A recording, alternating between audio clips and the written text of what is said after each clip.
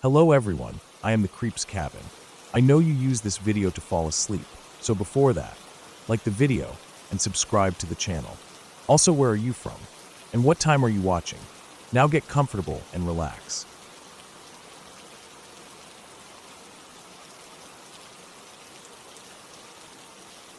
It was around 2007 when my son and I went out for one of our usual walks through the woods. At the time, he was about 5 years old, and like any curious young child, he was always eager to explore the little corners of the world that caught his attention. We lived in a rural area, so there were plenty of wooded areas for us to wander through.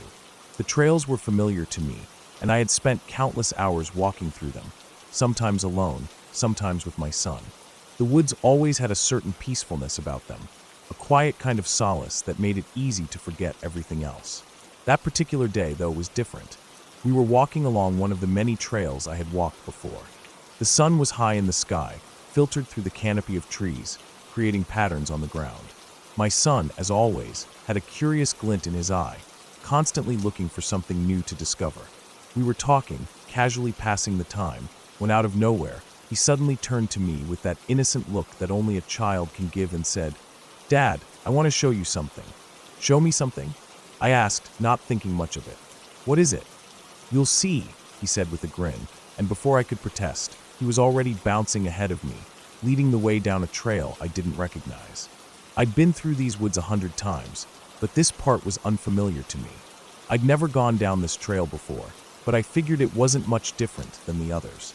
Still, there was a slight unease in my stomach, though I didn't pay much attention to it at the time. "Where does this go?" I asked as we walked, my eyes scanning the trees around us, noticing the slight change in the landscape. The trail didn't look like the usual ones, not quite as clear or well-trodden. It seemed older, as though it hadn't been used in a while. "I don't know, but I like it," my son said, bouncing ahead again, clearly excited. "I've been down here with Tom." I chuckled, assuming he meant one of his imaginary friends, but something about the way he said it caught my attention. I'd heard him talk about Tom before, but today there was an edge to his voice, something that was both childishly innocent and eerily serious at the same time. "Tom, huh?" I said, trying to keep things light. "Where does Tom live?" My son didn't answer immediately.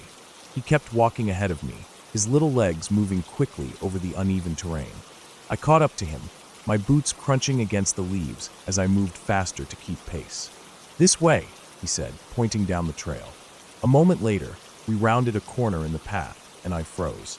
There, hidden deep in the woods, was an old shack, the kind of place you'd expect to see in a forgotten corner of a childhood storybook. It looked like it had been abandoned for years, broken windows, a roof that sagged in places, and a door that hung off its hinges. It was clearly dilapidated, its walls covered in moss and vines that had slowly overtaken it, as though nature itself was trying to reclaim it. "Whoa," I muttered, stepping toward the shack. "I don't think I've ever seen this before." My son stopped and turned to face me, a serious look on his face now. "This is where me and Tom hang out," he said, his voice quiet but matter-of-fact. "He likes it here." I squinted at the shack, taking in its rundown appearance. I had no idea how my son had found this place. He was only 5, and it didn't seem like the kind of place a child would stumble upon on his own. It was hidden deep in the woods, off any well-known path. I felt a cold knot form in my stomach, but I brushed it off, chalking it up to my own overactive imagination. "You've never been here before, buddy," I said, trying to convince myself more than anything. "This place is pretty old. I don't think anyone's been here for a long time." "I've been here," he insisted, looking up at me with those big eyes of his. "Tom and me come here when he can't sleep. It's a good place." I was about to ask him more about Tom, whether he meant a friend from preschool or just an imaginary friend, when I noticed my son was already walking toward the shack. My heart skipped a beat, and I rushed after him, catching up just in time to see him touch the door with his small hand. "Wait, buddy," I said, grabbing his arm lightly. "You sure you want to go in there? It looks like it might fall down any minute." He looked up at me, his face unreadable. "Tom says it's okay. He keeps things safe inside." "Safe?" I repeated, puzzled. "What do you mean? You've been inside before."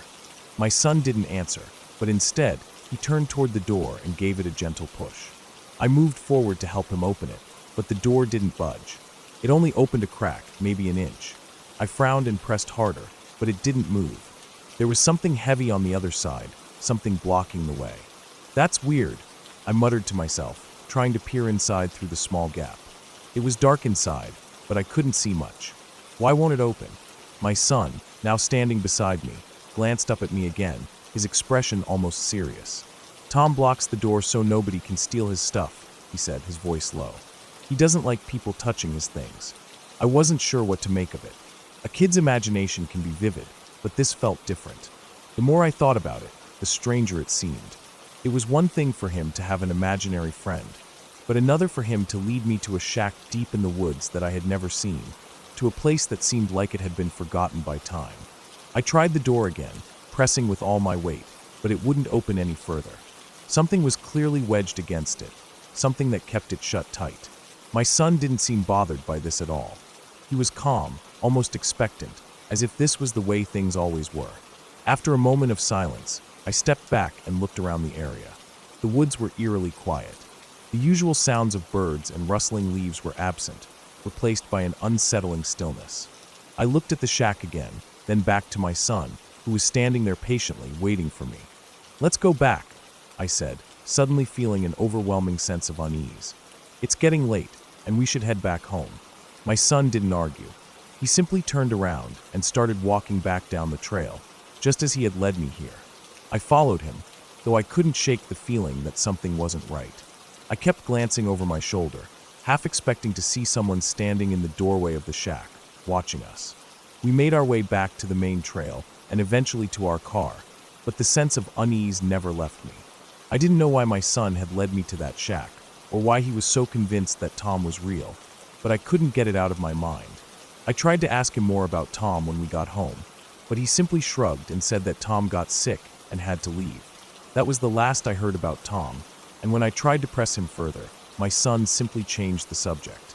Years went by, and I often found myself thinking about that day, about the shack, and about Tom. I even considered going back to the woods to investigate further, but I never did. The years passed, and the area where we had walked that day was eventually cleared for a new development. An empty lot, soon to be filled with new homes, and eventually a Kroger store. The woods were gone, replaced by construction. I can't help but wonder what would have happened if I'd pushed the door open that day. Would I have found something inside? Something I wasn't meant to see? Or was it just an overactive imagination, a product of my son's young mind? Either way, the memory of that strange little shack and the strange story of Tom stayed with me, lingering in the back of my mind. Sometimes I still wonder, late at night, whether Tom ever really left.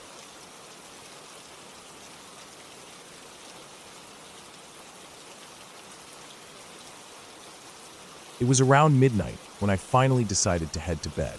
The wind outside was picking up, and the storm that had been brewing for hours now rattled the windows. I had been watching an old episode of The X-Files on TV before I decided to call it a night. The one with the man who had cockroaches crawling under his skin. I never could get that image out of my head, but I figured it was just a show, nothing real. Still, something about it lingered in my mind as I tossed the blanket over myself and tried to sleep. The storm raged on outside as I lay there in the dark, my room lit only by the occasional flash of lightning that lit up the night sky. My mind drifted, my thoughts heavy and slow, and before I knew it, I had fallen into a deep sleep. But it wasn't the kind of sleep that offered any relief. No, what I experienced was far from peaceful. It was a nightmare that felt too real, too vivid, to be anything my brain had just made up. I was somewhere cold and sterile, lying on a cold metal table. I couldn't move, couldn't speak. A harsh, white light above me blared down, making it impossible to see anything clearly. But I could feel the presence of them around me. The figures, the ones from the shows, the ones I'd heard about. The Greys, they called them.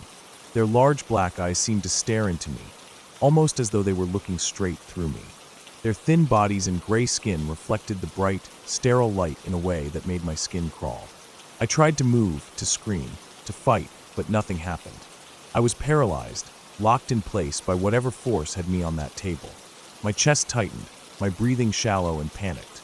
My heart pounded in my ears, each beat a loud drum in the deafening silence of the room. And then came the sound of something close. A hum, or a vibration, like the air was alive with it, surrounding me, pressing in. I could feel it deep in my bones, the pressure, the unexplainable weight of it. Just as I thought I would lose myself to the panic, the dream shifted. It wasn't like the normal dreams I had where I could at least feel like I was still in control of some part of myself. This was different. I was no longer on the table. The scene around me blurred and twisted. I was no longer aware of where I was. Instead, I was in a void, a vast, empty space. No walls, no ceiling, just a thick, suffocating blackness that seemed to stretch on forever. And then something happened. The sensation of being lifted, not just in my mind, but in my body too. A tug, as if invisible hands were pulling at me, taking me higher, taking me somewhere far away. My head spun, and I tried to scream, but no sound came out. I felt the pull, felt my body leave the ground, as if I was being lifted by some unseen force. And then there was light again. Bright, blinding light. The sudden shift was enough to jolt me awake. I wasn't in that strange void anymore. I wasn't on that cold table. I wasn't anywhere near the aliens. I was back in my bed. The storm was still raging outside, the wind howling and the rain battering against the windows, but something was different. Something didn't feel right. It was the bang that first caught my attention. A loud, deafening sound, followed by the sharp crack of thunder. I bolted upright, heart racing, my mind struggling to make sense of what was happening. The light outside grew brighter, flickering and flashing in ways that didn't make sense. It wasn't just the normal flashes of lightning anymore. This was different. It wasn't natural. The room was still, except for the storm outside. I glanced toward my window, and the brightness from outside filtered in through the blinds. It was hard to ignore. Something was happening out there, something that felt wrong. That instinctive, gut feeling I had when things weren't quite right gnawed at me, urging me to do something. I threw off my blankets and scrambled out of bed, still shaken from the dream I had just woken from. The storm outside had become more than just a nuisance now. The intensity of the light outside was unmistakable. I couldn't ignore it. My feet hit the floor, cold against my skin, but I didn't care. I had to see what was going on. I stepped quietly down the hall, the floor creaking beneath my feet, and made my way toward the balcony. The house was 2 stories tall, so I had a clear view of the front yard and the neighborhood. As I stepped outside onto the balcony, the air was thick with moisture, the sound of the storm all around me. But it was the light that drew me in, pulling my attention out toward the yard. There, in the neighbor's yard, stood their paperbark tree. It had been split clean down the middle, a jagged line running from top to bottom. The tree's bark was peeling away, glowing with embers that floated lazily through the air like strange, delicate fireflies. The sight was something out of a dream, something that couldn't happen in real life, or so I thought. The wind howled as I stepped closer to the railing, my eyes scanning the yard. The tree was split wide open, as if something had struck it with the force of 1,000 bolts of lightning. But the lightning, it hadn't come from the sky, not like it normally would have. This wasn't a normal storm. The light from the embers seemed to reflect off the ground, casting everything around it in an eerie, almost unnatural glow. I stood there for what felt like an eternity, watching as the glowing pieces of bark floated around in the wind. My heart was racing again, but this time, I wasn't sure whether it was from fear or from something else, something I couldn't quite put my finger on. The air was still thick, heavy with the storm, and the light from the paperbark tree seemed to flicker and pulse in time with the beating of my heart. I couldn't understand it. I couldn't explain what I was seeing. It felt wrong, like I was standing at the edge of something I didn't fully understand. I looked around, half expecting someone to come rushing out of the house next door to check on the tree, but there was no movement. No one else was awake. Just me, alone with the storm, the light, and the strange, glowing remnants of the tree. The longer I stood there, the more surreal the whole thing became. The bark continued to float around me, glowing in the night like tiny stars falling from the heavens. It felt almost like they were drawn to me, like they were waiting for something. And that feeling, that strange pull, returned. It was the same sensation I had felt earlier, back when I was dreaming, when I had been lifted off that table. My breath caught in my throat as I realized what was happening. Could it be? Could it really be that I hadn't just woken up from a nightmare? Could it be that I had actually been somewhere else, somewhere not of this world, and the light had somehow brought me back? The idea seemed absurd, and yet, I couldn't shake the feeling that it made sense. That somehow, whatever had happened to me, whatever had happened to that tree, was connected.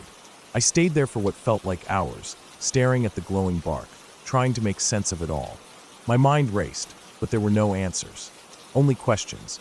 Only the strange, unnerving sense that I had been somewhere else entirely, and the storm had somehow brought me back. Was it the lightning that had transported me? Was it the light from the tree? Or was it something else altogether? As the storm began to die down and the wind started to calm, the glowing embers slowly faded away, the strange light dimming until it was nothing but darkness again. The world seemed to return to normal, but I knew better than to think that it was just a coincidence. I didn't know what had happened that night. I didn't know if I would ever know.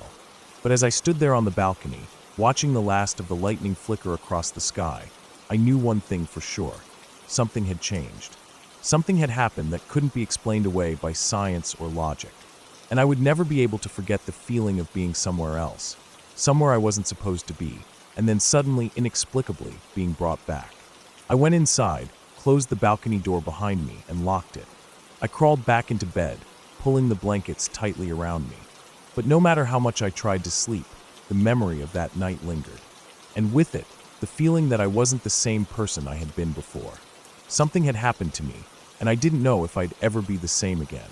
The storm finally passed, but the questions didn't.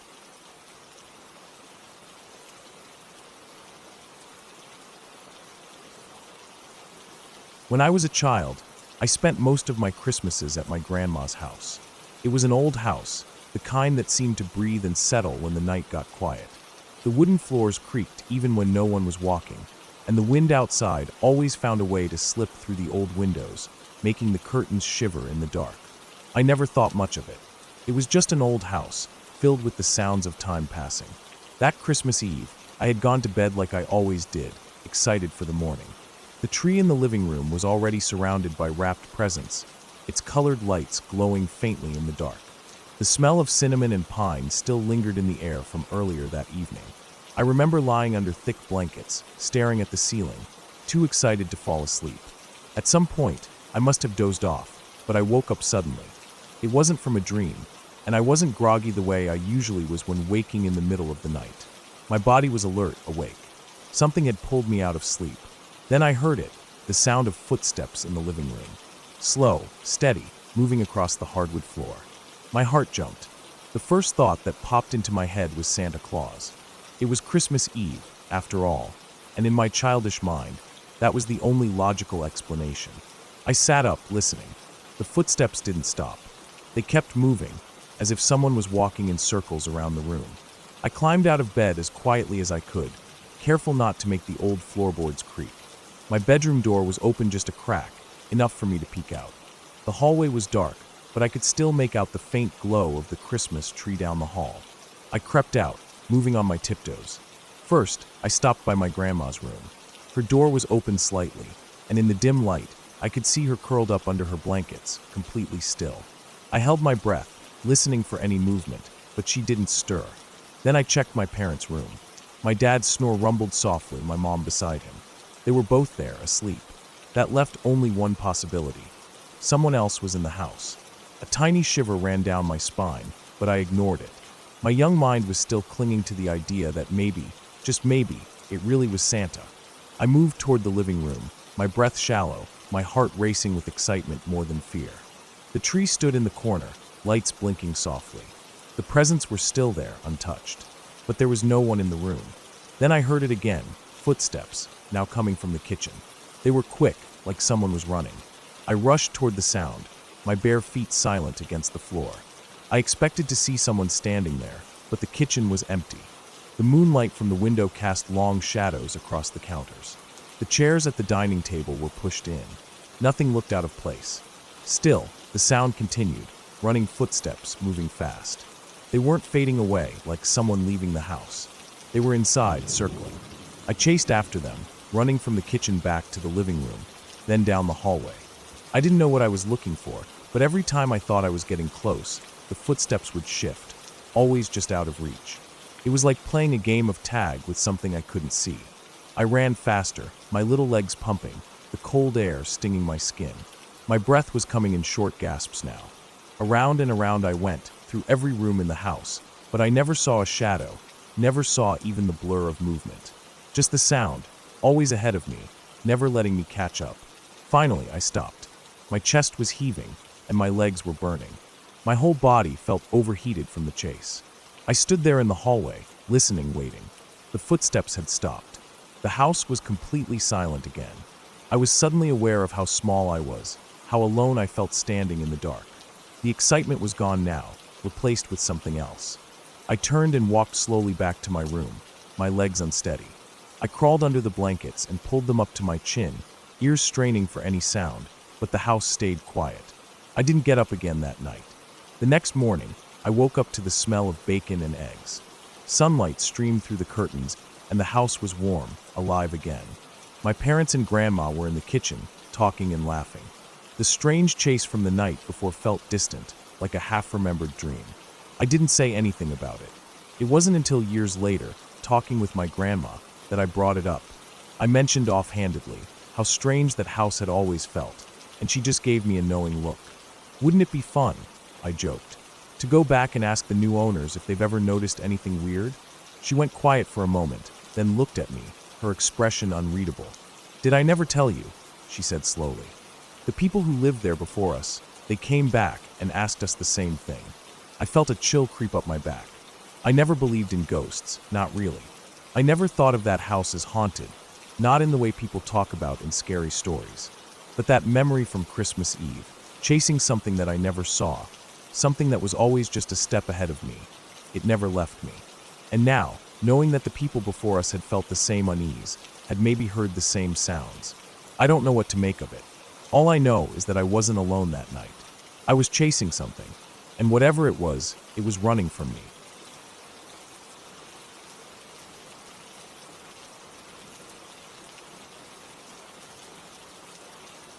When I was a kid, we had some work done on the house. It wasn't anything fancy, just extensions to the back and a converted attic that would become my bedroom. The attic was spacious, but it was open-planned. There was no door at the top of the stairs, just a set of steps that led straight into my room. It made everything feel connected to the rest of the house, in a way that wasn't always comforting. At night, if someone walked through the hallway below, the sound carried up the stairs like they were right there with me. I had a habit of listening to the radio to fall asleep. It wasn't loud. I had to keep it low so it wouldn't bother my parents, whose bedroom was on the same level as the radio. I never thought much about it, just background noise to fill the silence. Some nights, I'd tune into talk shows, other nights, soft music. On this particular night, I decided to put on the classical music station. It seemed like the right choice. Slow, calming pieces to help me drift off. I don't remember falling asleep, but I remember waking up. A noise pulled me out of sleep so suddenly that my chest was tight before I even knew what was happening. My room was dark, the kind of deep darkness that made the edges of everything blur together. The sound was loud, unbearably loud. It took a few seconds before I realized it was coming from downstairs. It was the radio, but this wasn't classical music. It was singing. Not just singing, it was wrong. The sound was warped, stretched, distorted in a way that made my stomach churn. The voice cracked in places, like a record being played at the wrong speed. It wasn't a song I recognized. It wasn't even the kind of music that should have been playing on that station. I had listened to that station hundreds of times, and they never played anything with lyrics. It was always just instrumental pieces and the occasional host's voice between songs. But now something was singing. I felt frozen. My bed suddenly felt miles away from the stairs, from the radio, from whatever was happening. The sound was so loud that I could hear the walls vibrating, yet no one else in the house seemed to stir. The noise filled everything. It didn't even sound like it was coming from the speakers anymore. It was just there, in the house, pushing against the walls, crawling up the stairs toward me. I forced myself to move. I got up so fast that I nearly tripped over my own feet. My body felt sluggish, my mind still thick with sleep and confusion. I stumbled down the stairs, the noise getting worse with each step. It wasn't just a single voice anymore. It was layered, overlapping, a choir of voices tangled together into something that didn't make sense. When I reached the bottom, I could feel it in my bones. The radio was still in its usual place, right at the foot of the stairs. The little green light on the dial showed that it was still on the same station I had set before going to bed. I didn't even think. I just lunged forward and turned it off. Silence slammed into me so hard that my ears rang. My breath was loud in the quiet, my heart hammering in my chest. The house was still. Nothing moved. No one had come out of their rooms, despite the deafening sound that had just filled the entire house. I stood there for a long time, gripping the edge of the table where the radio sat, trying to make sense of it. Eventually, I went back upstairs. I lay awake until morning, staring at the ceiling, every nerve in my body wired, waiting for the sound to return. When I checked the radio the next morning, everything was the same. Same station, same low volume I had set before bed. Nothing had changed. Nothing made sense. I asked my parents if they had heard anything, but they just looked at me like I was talking nonsense. They hadn't heard a thing. I stopped listening to the radio after that. Even now, years later, I can't bring myself to fall asleep to music. If I wake up in the middle of the night and hear a song playing somewhere, my stomach knots up with something I can't explain. I don't know what happened that night. I don't know what I heard, and I don't ever want to know what it was trying to say.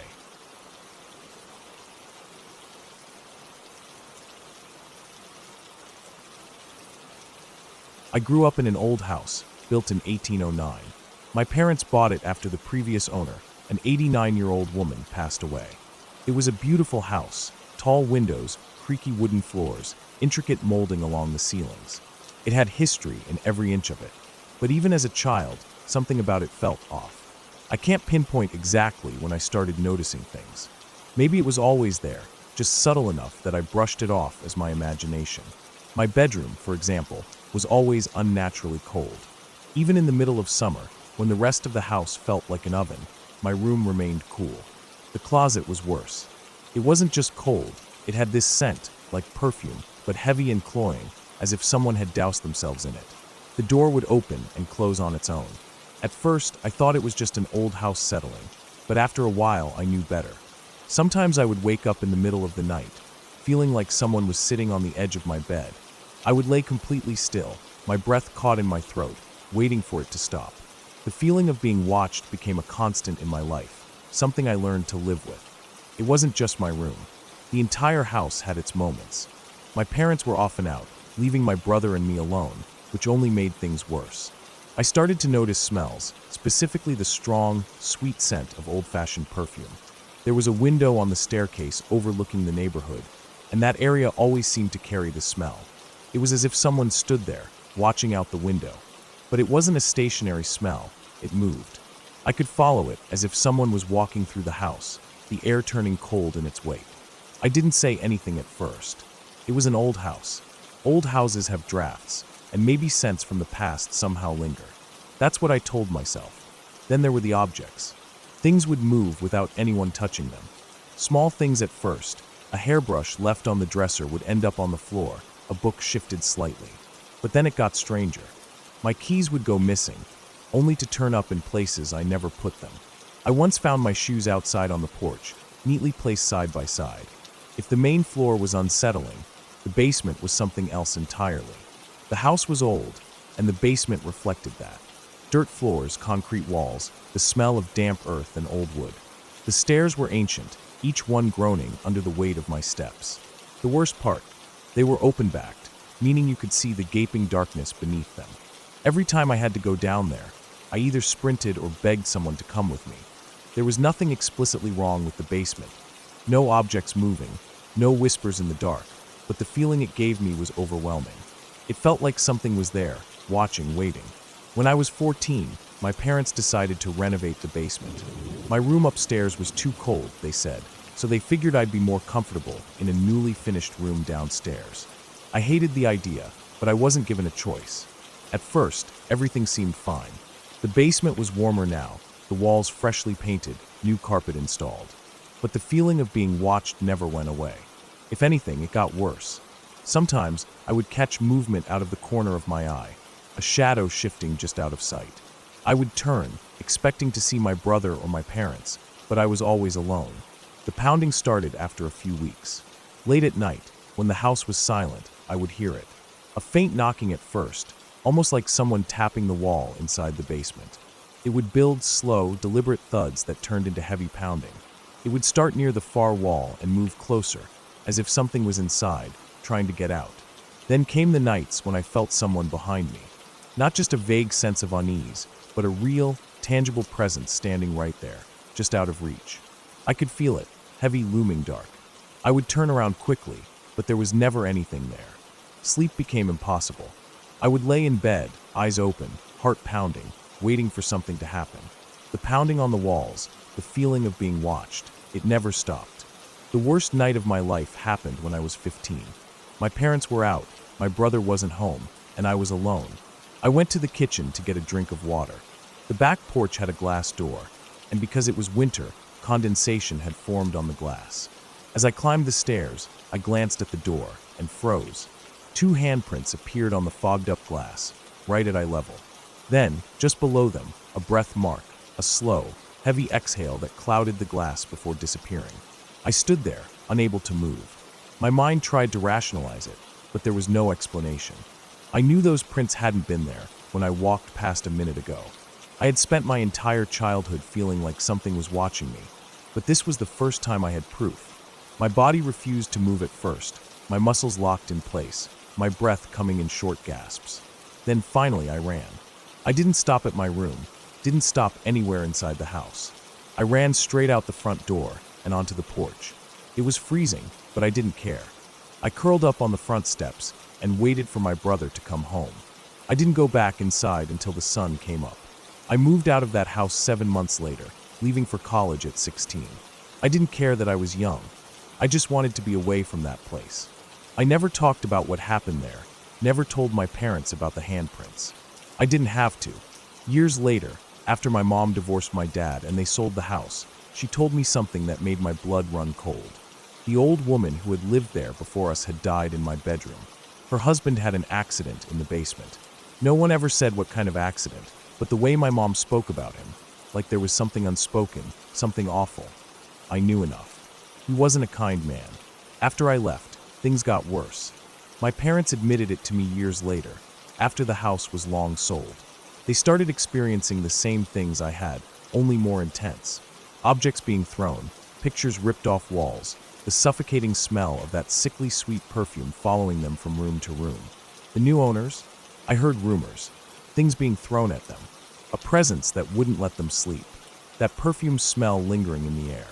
I never went back, never even drove past the house. No one in my family talks about it anymore. It's as if pretending it never happened will make it disappear. But I know better. I know what I saw, what I felt. Some places don't let go.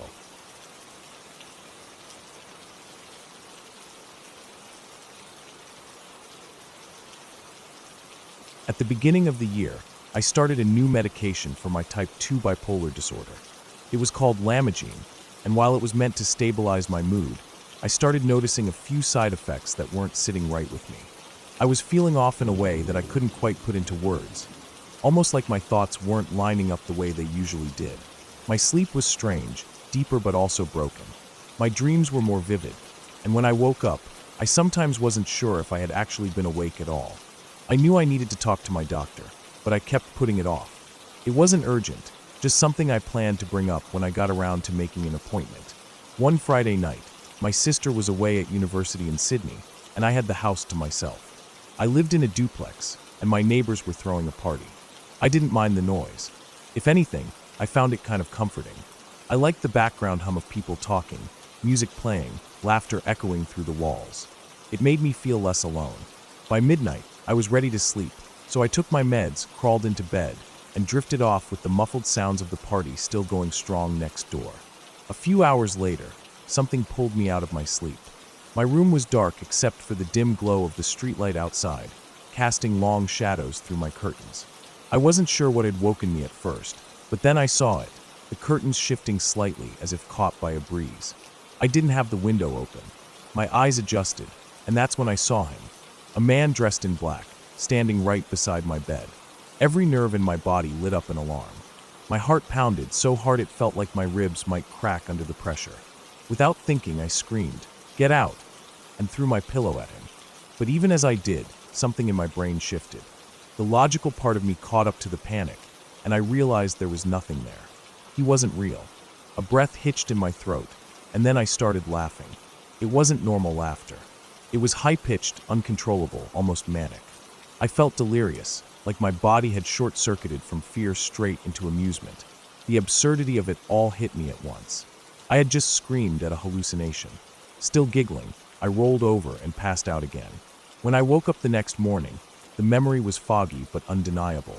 I told my parents about it, and they insisted I make a doctor's appointment on Monday. I agreed, even though part of me still thought it was just a weird fluke, a side effect of the meds I could brush off. That night, I was still home alone. A huge lightning storm rolled in, lighting up the sky in flashes of white and blue. Rain was rare where I lived, and I loved storms. I always liked watching them from my bedroom window, the way the sky looked alive, the way the wind howled through the trees. It made everything feel charged, electric, like the world itself was awake. My cat, on the other hand, was losing her mind. She sprinted through the house, skidding across the floor, jumping onto furniture, her tail puffed up like she had just seen a ghost. I chalked it up to the storm. Animals get weird during bad weather. I sat on my bed, watching the storm through the open curtains, feeling the cool air push through the tiny gap in the window frame. The street outside was empty. The rain had chased everyone inside. But then I had a thought. What if someone was standing under the streetlight? The idea sent an uneasy ripple through my chest. I didn't know why it unsettled me, but it did. Maybe it was the lingering memory of the hallucination from the night before, but suddenly, the thought of looking out and actually seeing someone there made my stomach twist. I decided to close the curtains, but just as I reached for them, a bolt of lightning split the sky. For the briefest second, everything lit up, bright as daylight. And there, standing under the streetlight across the road, was a figure. My fingers froze on the curtain fabric. My brain tried to rationalize it. Maybe it was just a shadow, an illusion from the lightning. But no, I had seen it. A person, standing completely still in the rain, staring in my direction. I yanked the curtains shut so fast I nearly ripped them off the rod. My breathing was too loud, my hands clammy. I grabbed my phone and called my mom. She asked if I wanted to come to their house, but I said no. I told her I was fine. I knew it wasn't real. It couldn't be real. But I also knew that my uncle had schizophrenia. What if I had it too?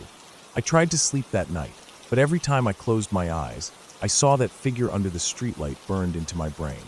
I couldn't tell what scared me more, the idea that it had been real or the possibility that it hadn't.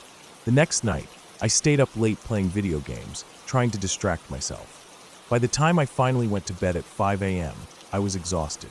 As I walked through the house, turning off lights, I saw my cat slink into the laundry room.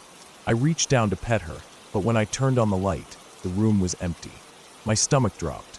I spun around and walked straight to the spare room. My cat was there, curled up on the bed, fast asleep. She hadn't moved. My chest felt tight. My skin felt wrong, like it didn't fit me properly. My brain was doing things I didn't trust anymore. That was the last night I took those meds. I stopped cold turkey, even though I knew I should have tapered off. But I didn't care. I couldn't handle the way my mind was turning against me. Within days, the hallucinations stopped. No more shadows in my room. No more figures under streetlights. No more phantom movements in the corners of my vision. I never told my doctor the full extent of what happened. I just told him I had a bad reaction, and we switched medications. The new one didn't do much for my mood swings, but at least it didn't make me question reality. To this day, I don't know if those things I saw were entirely hallucinations or if something else was happening.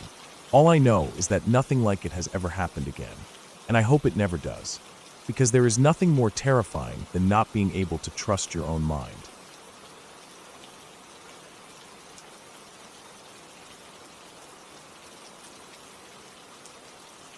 I had been working in inpatient psych at a children's hospital for a while, long enough to know that every shift brought something different. Some nights were quiet, just routine medication passes, charting, and redirecting kids when they started acting out. Other nights left a mark. The kind you don't forget no matter how much time passes. This particular boy had already been through more in his short life than most adults could comprehend. I read through his file when he was admitted. The details were brutal. Years of physical and sexual abuse, neglect, trauma stacked on trauma. The kind of history that, even with therapy and structure, was hard to come back from. And it showed in his behavior. He was outgoing, sometimes even charming, but unpredictable. One second, he'd be joking with a tech. The next, he'd be screaming, threatening to hurt himself or someone else. The staff had their hands full keeping him on task, keeping him safe, keeping themselves safe. The night he tried to fight his way out with a chain, I wasn't there. I only heard about it the next day during staff reports. He had somehow gotten hold of it. Where from, I never found out. Maybe from maintenance, maybe from an old restraint chair, maybe something he stashed away for a moment just like that. Either way, he had it, swinging it wildly, backing a nurse and a psych tech into a corner. The nurse, cool under pressure, told him point blank he wasn't going to make it past both of them. Eventually, they got it away from him without anyone getting seriously hurt. Just another night in the unit. A couple of nights after that, I was working late, setting up charts and buzzing in visitors. The reception area where I sat was enclosed, a high counter wrapping around it. A small barrier between me and the patients, but it wasn't locked off. They weren't supposed to come back there, but rules only work if people follow them. He was still there, still waiting for a discharge plan that seemed to keep shifting. And that night, he was completely unmanageable. Running down halls, slamming doors, screaming, shoving furniture. He'd been placed in the timeout room, a small, bare space meant to let kids calm down when they got too out of control. But the door wasn't locked. It couldn't be policy. Staff could only stand outside and keep trying to get them to stay put. He wasn't staying put. I kept my head down, focused on paperwork, while I listened to the chaos. The sounds of him running, the distant voices of the nurse and techs trying to corral him, the occasional loud bang when he threw something or kicked a door. Then I heard something right behind me. I turned fast, and there he was, standing directly behind my chair. His breath was heavy, his face red, his eyes glassy in the harsh hospital light. He had this look, wild, desperate. The same look I'd seen in patients before they tried to bolt, the kind of look that made my stomach drop. He wasn't supposed to be back there. No one was. I stood up slowly, my pulse already hammering. My mind raced ahead of my body, calculating how much space I had, how far I was from the door, whether I could reach the intercom. I muttered something about getting the nurse, something weak and useless, but I was already edging toward the exit. The second I moved, he lunged. Not at me, at the door button. He smacked his hand down on it, and the door to the hallway buzzed open. He scrambled onto the counter in one frantic motion, trying to throw himself over before the lock reset. I could still hear the deep breath he took, the sound of his sneakers scraping against the counter as he pushed off. He didn't make it. The door locked again just before he could reach it, leaving him crouched on the desk, panting like a cornered animal. He'd lost his chance. I didn't wait. I turned and walked straight to the nurse's station, found her, told her what happened. She took over from there, guiding him back to timeout, repeating the same cycle we'd been going through all night. I sat back down, my heart still racing, my skin damp with sweat. The next few hours blurred together. More attempts to keep him in his room, more yelling, more doors slamming. Eventually, he wore himself out, and the unit settled into the uneasy quiet of early morning. But I kept thinking about it. What if he'd had the chain that night? What if he'd used it? He was desperate, and desperation makes people do things they can't take back. I thought about the way he looked at me when I turned around, the way he had tried so hard to escape, like he truly believed there was something worse waiting for him if he stayed. Maybe, in his mind, there was. I never found out what happened to him after he left. He could have ended up in another facility, another hospital, another locked ward. Or maybe he got better. Maybe they found something that worked, something that made the screaming stop and the rage fade. But I don't think so. I think about that night sometimes, and I wonder where he is now. If he's free, if he's still running, if he ever stopped looking for a way out.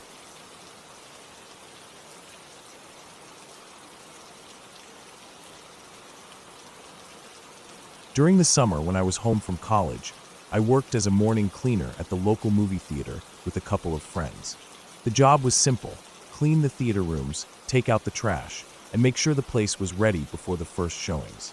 The shift ran from 4 a.m. to 10 a.m., and the place was usually empty except for a couple of us on duty. It was a big theater, 12 screens in total, 3 large for mid-size and 5 smaller ones. It had been built in the early 90s on land that used to be a mix of farmland, wetlands, and an area owned by the local nature center. The location itself was isolated, surrounded by a mostly abandoned strip mall and some empty fields that hadn't yet been developed. The first couple of weeks were uneventful. The routine was always the same.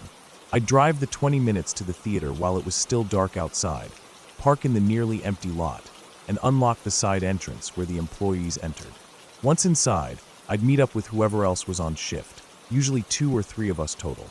Most of the time, we'd split up to clean different areas of the theater. It wasn't unusual to spend long stretches alone, sweeping and picking up trash while listening to music. Occasionally, we'd see the day shift workers arriving in the morning, and we'd give them a quick rundown of anything that needed attention before heading home. One morning, my manager, Jeff, casually asked if we had ever found the front doors unlocked when we arrived. I hadn't, but apparently, it had happened a few times recently. He went on to mention that customers had been complaining about a man lurking inside the theater. The description was always the same: a tall, lanky man dressed in a black suit and a bowler hat, walking slowly from theater to theater. Women, in particular, reported feeling followed or watched. Some even said he had trailed them into the bathrooms. A few times, the police were called, but they never found anyone. The teenagers who worked the day shift had a name for him: the tall man. While most of the reports came from female customers, a few male employees claimed to have caught glimpses of him as well. They had tried to follow him a couple of times, thinking he was sneaking into movies without a ticket, but every time, he'd be gone the moment they turned a corner. Among all the screens, Theater 5 was the worst. Everyone hated cleaning it.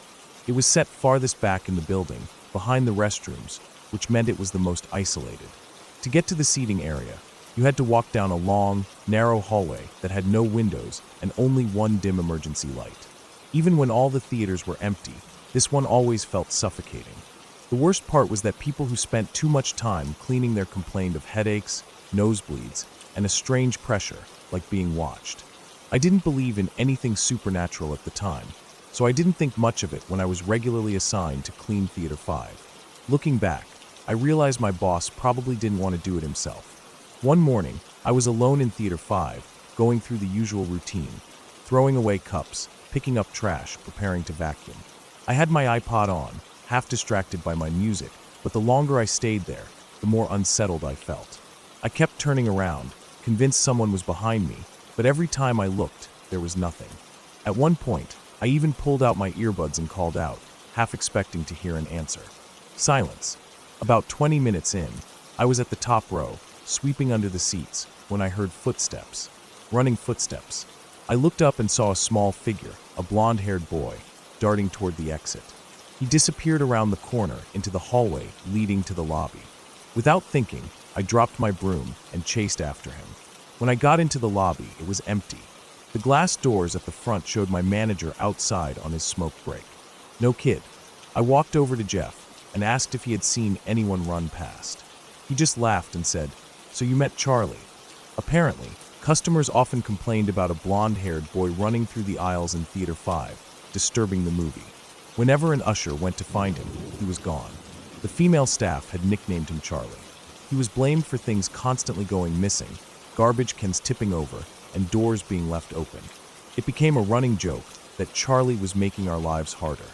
We used to joke that he was the son of the tall man, though the two were never seen together. A couple of weeks later, I had my first and only encounter with the tall man. It was my turn to open, which meant turning on the lights for all the theaters. The switches were located in the projector hallway on the second floor. The projector area was dimly lit, even when the main lights were on, and filled with life-size cardboard cutouts of movie characters. In the dark, they looked like real people. I had done this task many times before, so I wasn't particularly nervous. That morning, I couldn't find the usual flashlight, so I had to rely on the glow from the exit signs and the faint light from the projector screens. I walked through the hallway, flipping switches as I went, whistling the theme song from the Andy Griffith Show to distract myself. That's when I felt it. A presence. Something watching me from the far end of the hallway. My whistling stopped. My eyes strained against the dark, focusing on what I assumed was another cardboard cutout. But then it moved.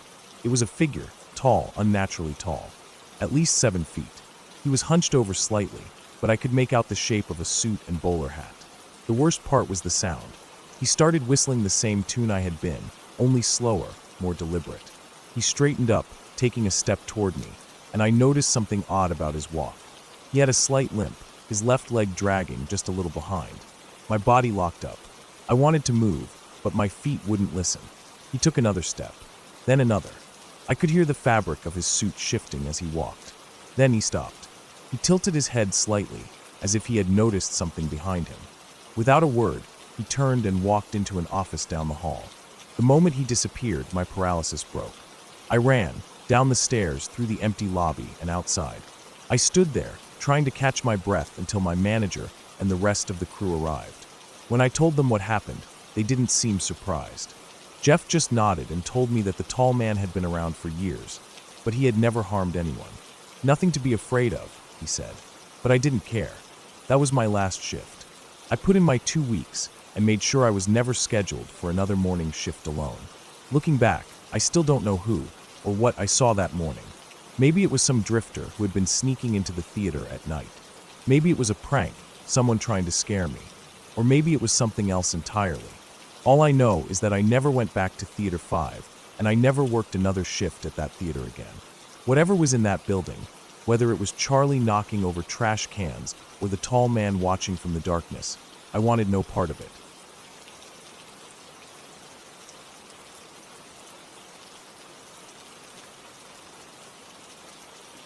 I had been driving since late afternoon, making my way through the winding roads of this quiet part of Mexico. The town I had stopped in was small, the kind of place where everyone knew each other and strangers stuck out like sore thumbs. I wasn't planning to stay long, just long enough to refuel and grab a quick bite before heading up the mountain road that would take me to my wife's town a few miles over. The people there were friendly enough, but they all told me the same thing. Don't take the mountain road at night. They said it was dangerous, that I should wait until morning, but I brushed it off. I figured they were just talking about how the road had no guardrails, maybe a few sharp turns that could catch someone off guard. I had driven on worse. I had places to be, and I didn't want to waste a whole night sitting around in a town where I didn't know anyone. The sun was starting to dip below the horizon as I got back in my car and started the climb up the narrow road. The first few miles weren't bad, just steep inclines, sharp curves, and long stretches of silence. There weren't any streetlights, only the beams of my headlights cutting through the darkness. I could see the deep drop-offs on one side of the road, nothing but blackness below. The air was getting colder the higher I went, and the trees pressed in on both sides, making everything feel even more isolated. Then I saw it. A massive tree trunk lay across the road, blocking my path completely. It wasn't just a fallen branch. It was a thick, solid tree, way too big for me to move on my own. I slowed to a stop, my fingers tightening around the steering wheel. My first thought was that I'd have to turn around, but that didn't sit right with me. The tree looked placed. Too clean, too deliberate. Like someone had set it there on purpose. Before I could even process what was happening, movement caught my eye. Shadows emerged from the trees, fast and silent. Before I could react, the driver's side door was yanked open, and rough hands pulled me out of the car. I didn't even have time to fight back.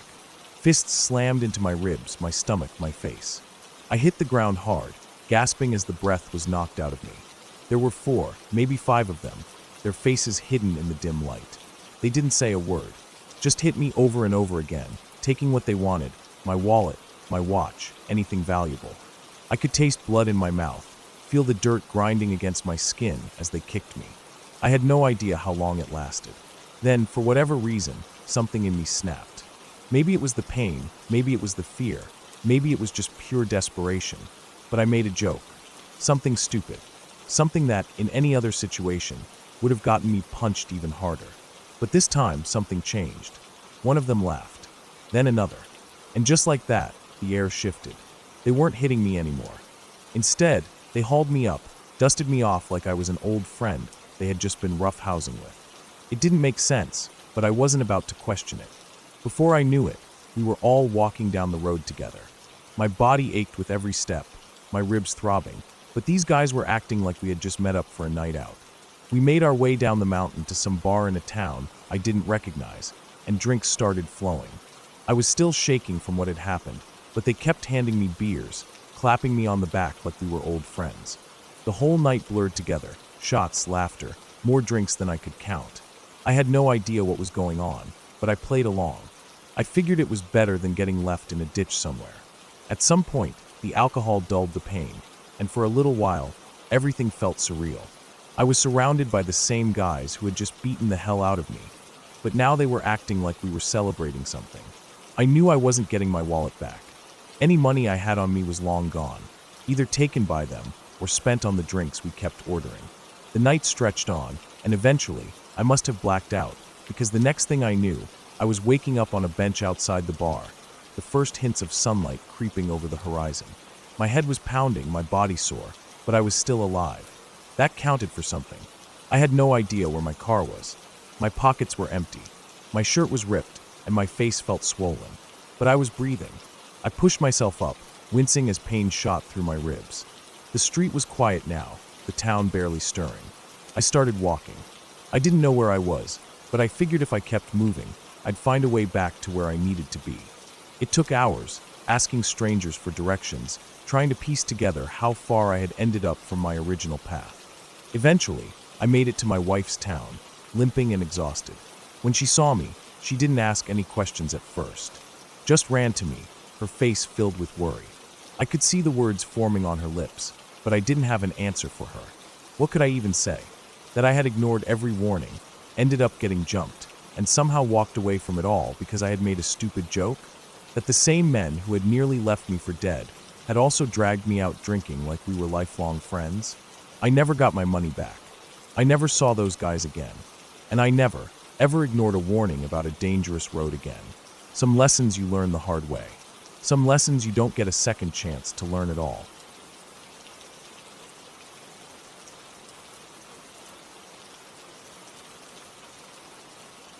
I got sick in September 2006. It came on fast, like stepping into a fever that was waiting for me. One day I was fine, the next I was drenched in sweat, barely able to keep my head up. My girlfriend at the time did her best to take care of me, switching out DVDs, changing the sheets when I soaked through them, and making sure I drank water. But I was too far gone in fever to really acknowledge her. I remember flashes, mostly the changing light outside the window, the feeling of my own damp skin against the bed, the burn in my throat whenever I tried to swallow. I should have gone to the hospital, but I thought I could tough it out. I had been sick before, after all. The fever lasted 2 days. When it broke, my girlfriend told me something strange. She asked me who Donald Crisp was.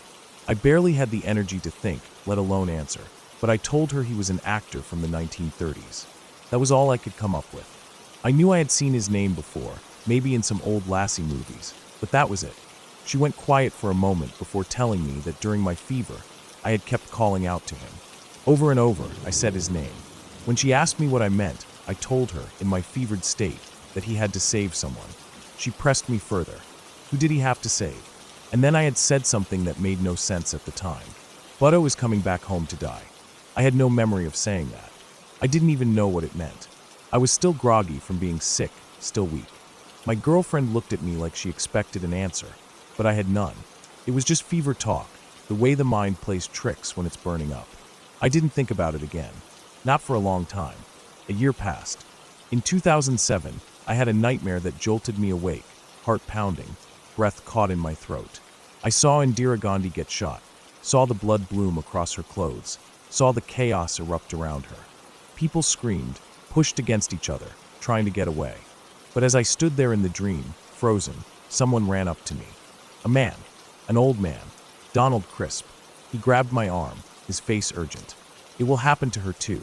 Sind is no place for learned women. The dream shifted as dreams do. The scene changed, and suddenly I wasn't standing in chaos anymore. I was in a dimly lit lounge, the kind with leather chairs and heavy curtains. Donald Crisp sat across from me, silent, unreadable.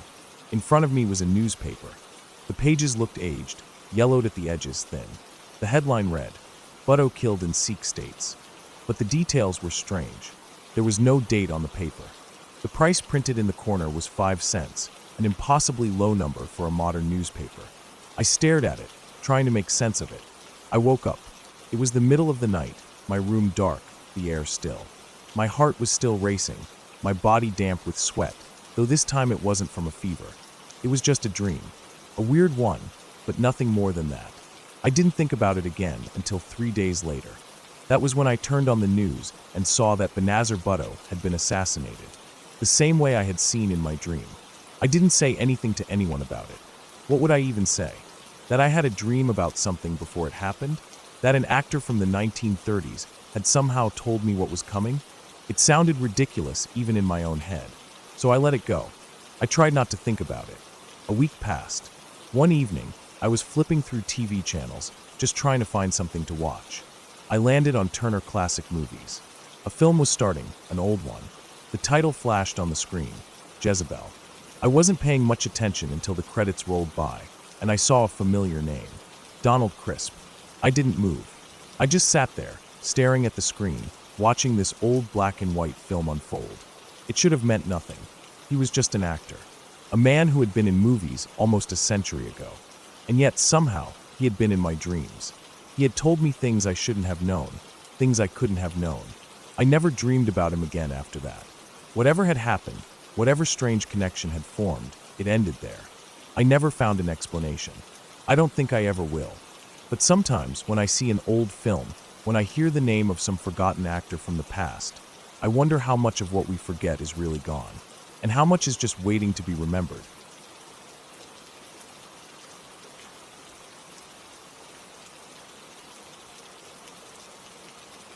I was 20 years old when this all happened. It's been nearly 8 years, but I can still remember it so vividly, like it was yesterday. I still get this uneasy feeling whenever I even pass by that street. I'm not a big believer in weird, supernatural stuff, but this experience left me shaken to my core.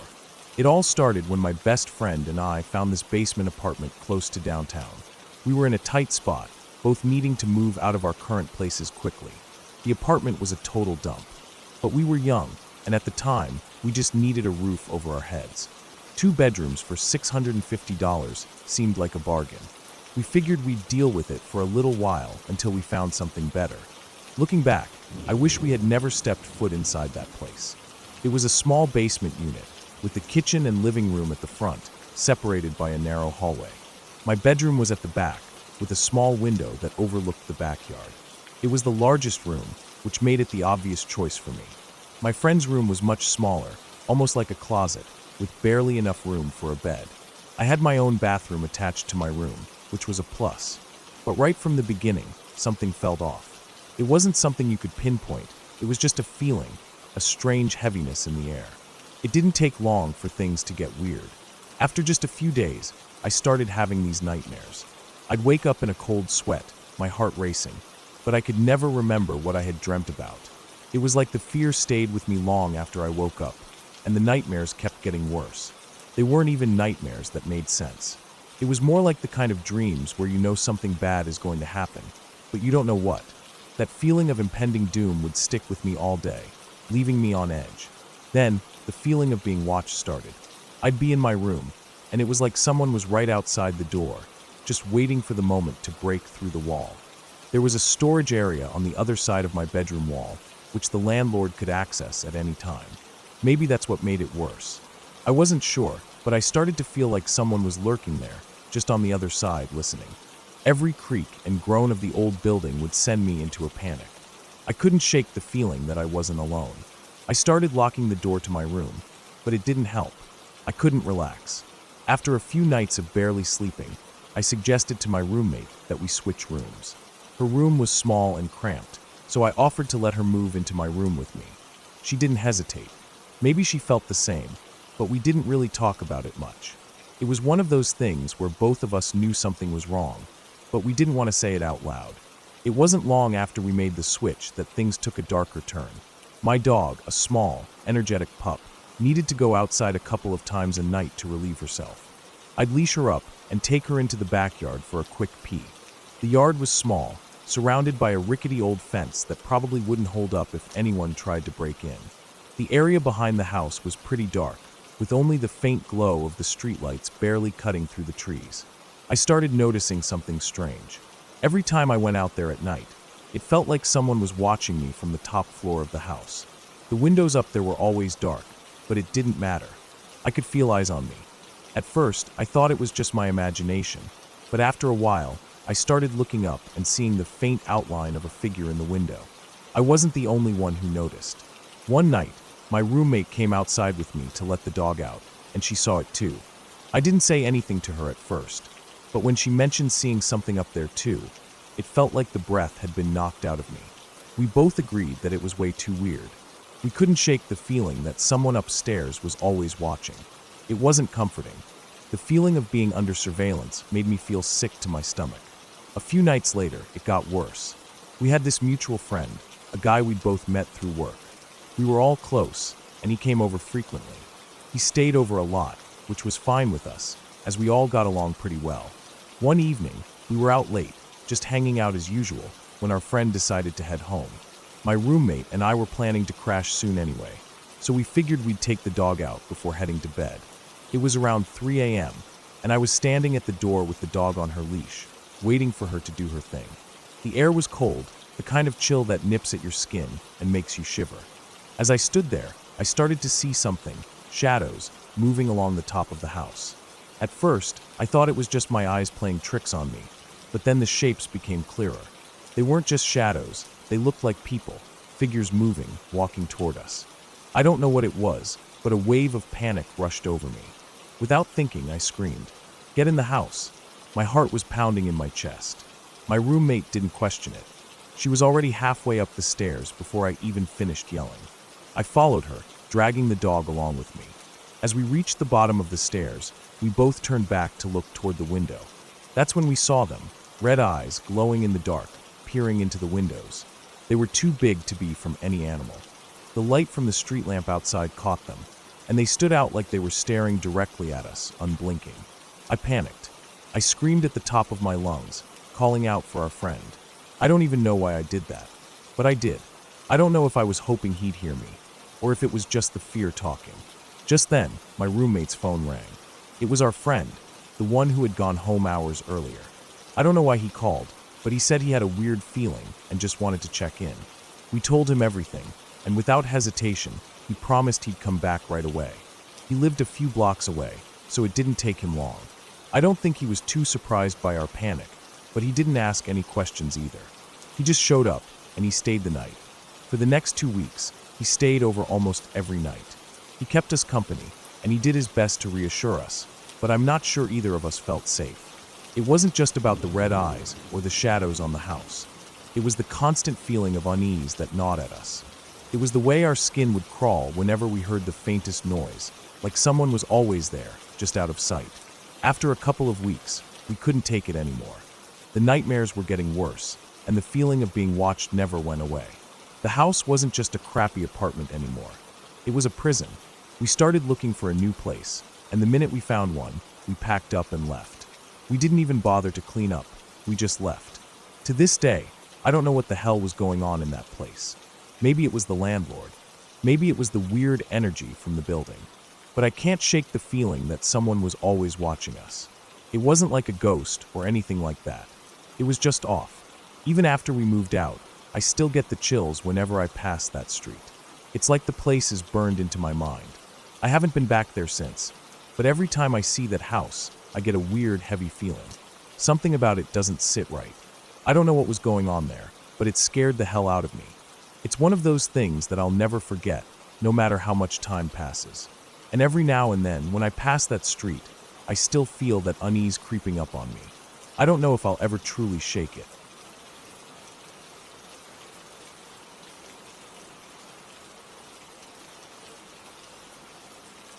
It was one of those stretches of time where nothing seemed to go right. Jay and I were dealing with more than most people should have to. They'd been trying to make a go of things, but life was throwing curveballs at them that neither one of them could really handle. That's when they ended up moving in with A's uncles.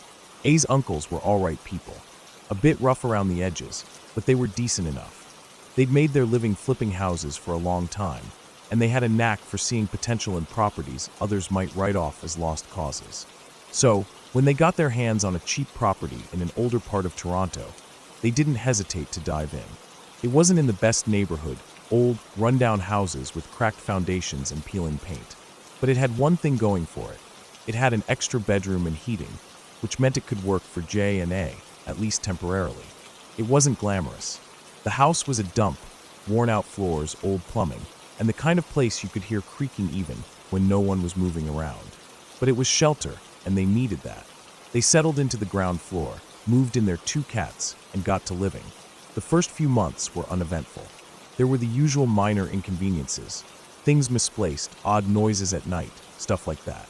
But it was nothing out of the ordinary. Jay wasn't the most organized guy, so it wasn't all that surprising when he'd forget where he put his wallet or misplace a pair of keys. I didn't think much of it, either. Things seemed to be settling into a routine. Then the uncles did something that would change everything. They came home one day with 2 more cats. It seemed harmless enough at first. Jay and A didn't really mind, and the cats were cute. They added a little life to the house. But not long after the new cats arrived, the weirdness started to creep in. At first, it was just small things, strange noises coming from upstairs when everyone was downstairs, or things going missing. It wasn't anything they couldn't explain away. It could have been the cats knocking things over, or Jay accidentally leaving stuff in places he didn't remember. But then things started to escalate. Jay and A began hearing noises at night, noises they couldn't explain. Sometimes it was a thump, other times it was like a faint scraping sound. The worst, though, was when the cats started acting strange. They would gather in a semicircle in the living room, staring at the basement door, hissing and yowling like they were seeing something they didn't like. It wasn't like they were just sitting there quietly. No, they were worked up, for standing on end, claws unsheathed, hissing at the door, like they were defending themselves from something unseen. One night, the yowling reached a pitch so loud it woke Jay and A up from a dead sleep. They rushed downstairs, thinking something had happened to one of the cats, but as they reached the bottom of the stairs, the cats scattered, disappearing into the shadows like they were trying to get away from something. The basement door was ajar, but there was no sign of anything unusual. I had a theory at first. Maybe there were rats in the basement, and the cats were just reacting to them. So, the uncles called in an exterminator to deal with the problem. The exterminator came in, set up traps, and put down poison. It seemed like a simple solution. But then the exterminator made an offhand comment that stuck with Jay and A. He told them to keep the cats out of the basement, like it was something they should be worried about. That comment lingered in their minds long after he'd left. And it wasn't just that. They realized that, despite the basement door being opened at times, none of the cats ever seemed to cross that threshold. None of them went down to the basement, no matter how curious they were. It was like there was something in the basement that kept them from going near it, something they didn't understand. By now, things had started to feel off. It wasn't just the cats. There were other things that didn't quite sit right. The strange noises continued, and sometimes they'd come from places they couldn't pinpoint. I would be downstairs doing dishes, and she'd hear footsteps upstairs, like someone was walking around. It was always followed by a strange silence, then the sound of someone running down the stairs, heading straight for the basement. One evening, it was downstairs when she heard those footsteps again. This time they were heavy, slow, deliberate. Then, in an instant, it turned into a full-on sprint. She could hear the pounding of feet coming down the stairs, so fast it almost sounded like someone was in a panic. The door to the basement slammed shut with such force that it shook the walls. It was loud enough to make a drop a dish in shock, shattering it on the floor. She was furious, thinking it was Jay, messing around and scaring her. But when she called up to him, there was no answer. She went upstairs, expecting to find him laughing, but instead, Jay was still with the uncles, working on some shelves. A's blood ran cold. She had heard someone run down the stairs, slam the basement door, and she hadn't imagined it. Confused and uneasy, she told Jay what had happened. He didn't believe her at first, until they went to check the basement together. The door was shut, and there was no sign of anyone being down there. No footsteps, no disturbances, nothing. It was like the house was holding its breath, waiting for something to happen. That was the breaking point. They couldn't stay there any longer. Jay and A moved out not long after that, packing up their things and leaving in the dead of night. The uncles weren't far behind. They sold the property to a developer not long after, and before anyone knew it, a Tim Hortons, a Wendy's, and a Subway were built on the site of the old house. The whole place was wiped off the map, replaced by fast food chains and new construction. It wasn't until years later that I heard something that gave her chills. She was at a new job, talking to a coworker, and somehow the subject of that old house came up. The coworker asked where it had been located, and when A told her, the woman's face turned pale. Apparently, the house was famous in the area. An old woman had lived there alone for years with her cats. One day, she was found dead in the basement, having taken her own life. The worst part was that the cats had eaten parts of her. The kids in the neighborhood used to dare each other to peek through the basement window, but no one ever talked about what they'd seen. I felt sick when she heard that. It was like a dark cloud had been hanging over that house long before they moved in, and they had never known. It wasn't ghosts or any of that nonsense. It was something far more unsettling, the kind of thing that makes you realize just how little you know about the places you live in, about the things that happened in the past that leave their mark on the present. They never went back to that part of town after that. And as far as I know, neither did the uncles. It's all just gone now, replaced by fast food and strip malls, like it was never there at all. But I think about that house sometimes, especially when I hear the wind howling through the trees, or when a cat looks at something in the dark and hisses, for no reason at all.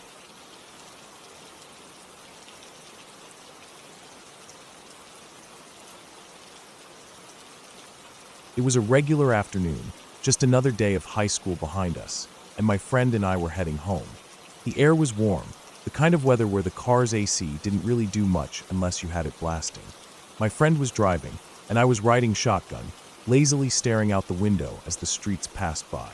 We pulled up to a red light at a busy intersection, waiting for our turn. Traffic moved in waves, the hum of engines blending with the occasional honk from impatient drivers. The left turn signal turned green, and my friend, maybe a little too eager to get going, hit the gas a bit too hard. The tires let out a brief screech before catching traction, and we moved through the turn. It wasn't anything crazy, just a quick start, nothing unusual for a high school driver. But as soon as we straightened out, I caught movement in my side mirror. A green pickup truck that had been behind us was now speeding up to our left, closing the distance fast. I glanced over just as the truck pulled up beside us. The driver was a bald man, older, maybe in his late 40s or early 50s. His face was twisted in anger, his mouth moving furiously even though his windows were up. His expression was pure rage, the kind that didn't make sense for something as small as a quick acceleration at a light. It was the kind of anger that made my stomach drop, because it wasn't normal. I nudged my friend and nodded toward the guy. My friend looked over, eyes widening slightly, but he kept driving. The next light ahead turned red. We had no choice but to stop. My heart was beating faster now, and I could tell my friend was nervous too.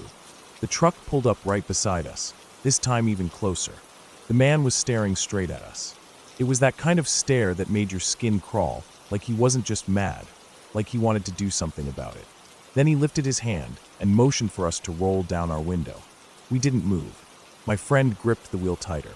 I shook my head slightly, just enough to signal that we weren't interested in whatever this guy had to say. But that only made it worse. His face contorted, his expression going from anger to something darker. He lifted his hand again, but this time he made a gun shape with his fingers, aimed it right at us, then turned it toward his own temple and mimed pulling the trigger. I felt my chest tighten. My friend let out a quiet, nervous breath.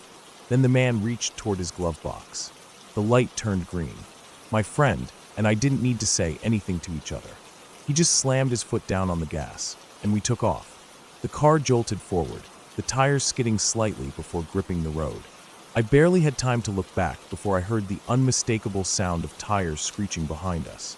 The truck had peeled out after us, accelerating hard, closing in fast. My friend floored it, weaving slightly as we shot down the road.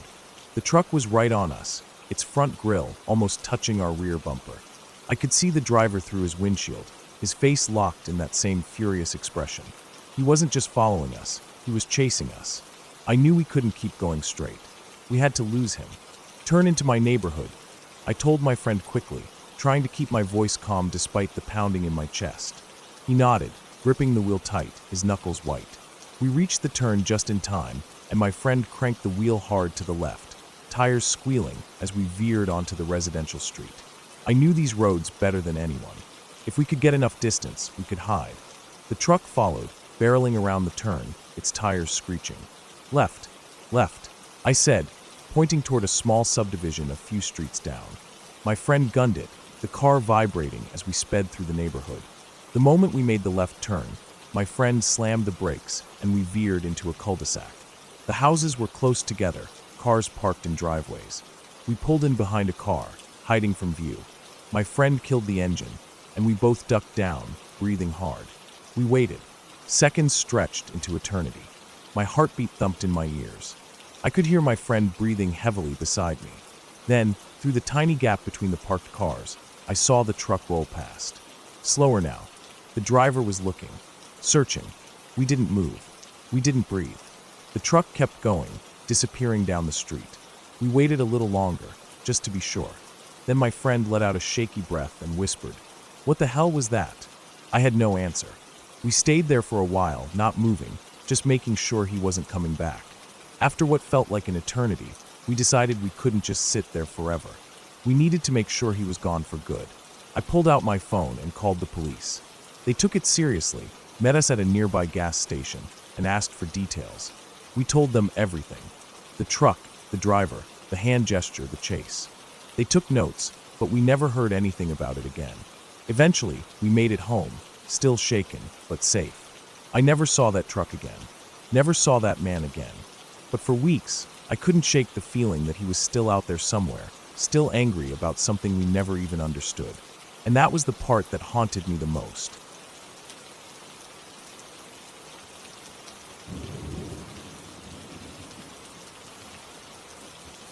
We had heard the rumors for months. A town, completely abandoned, fenced off from the rest of the world, hidden in the foothills not far from our college town.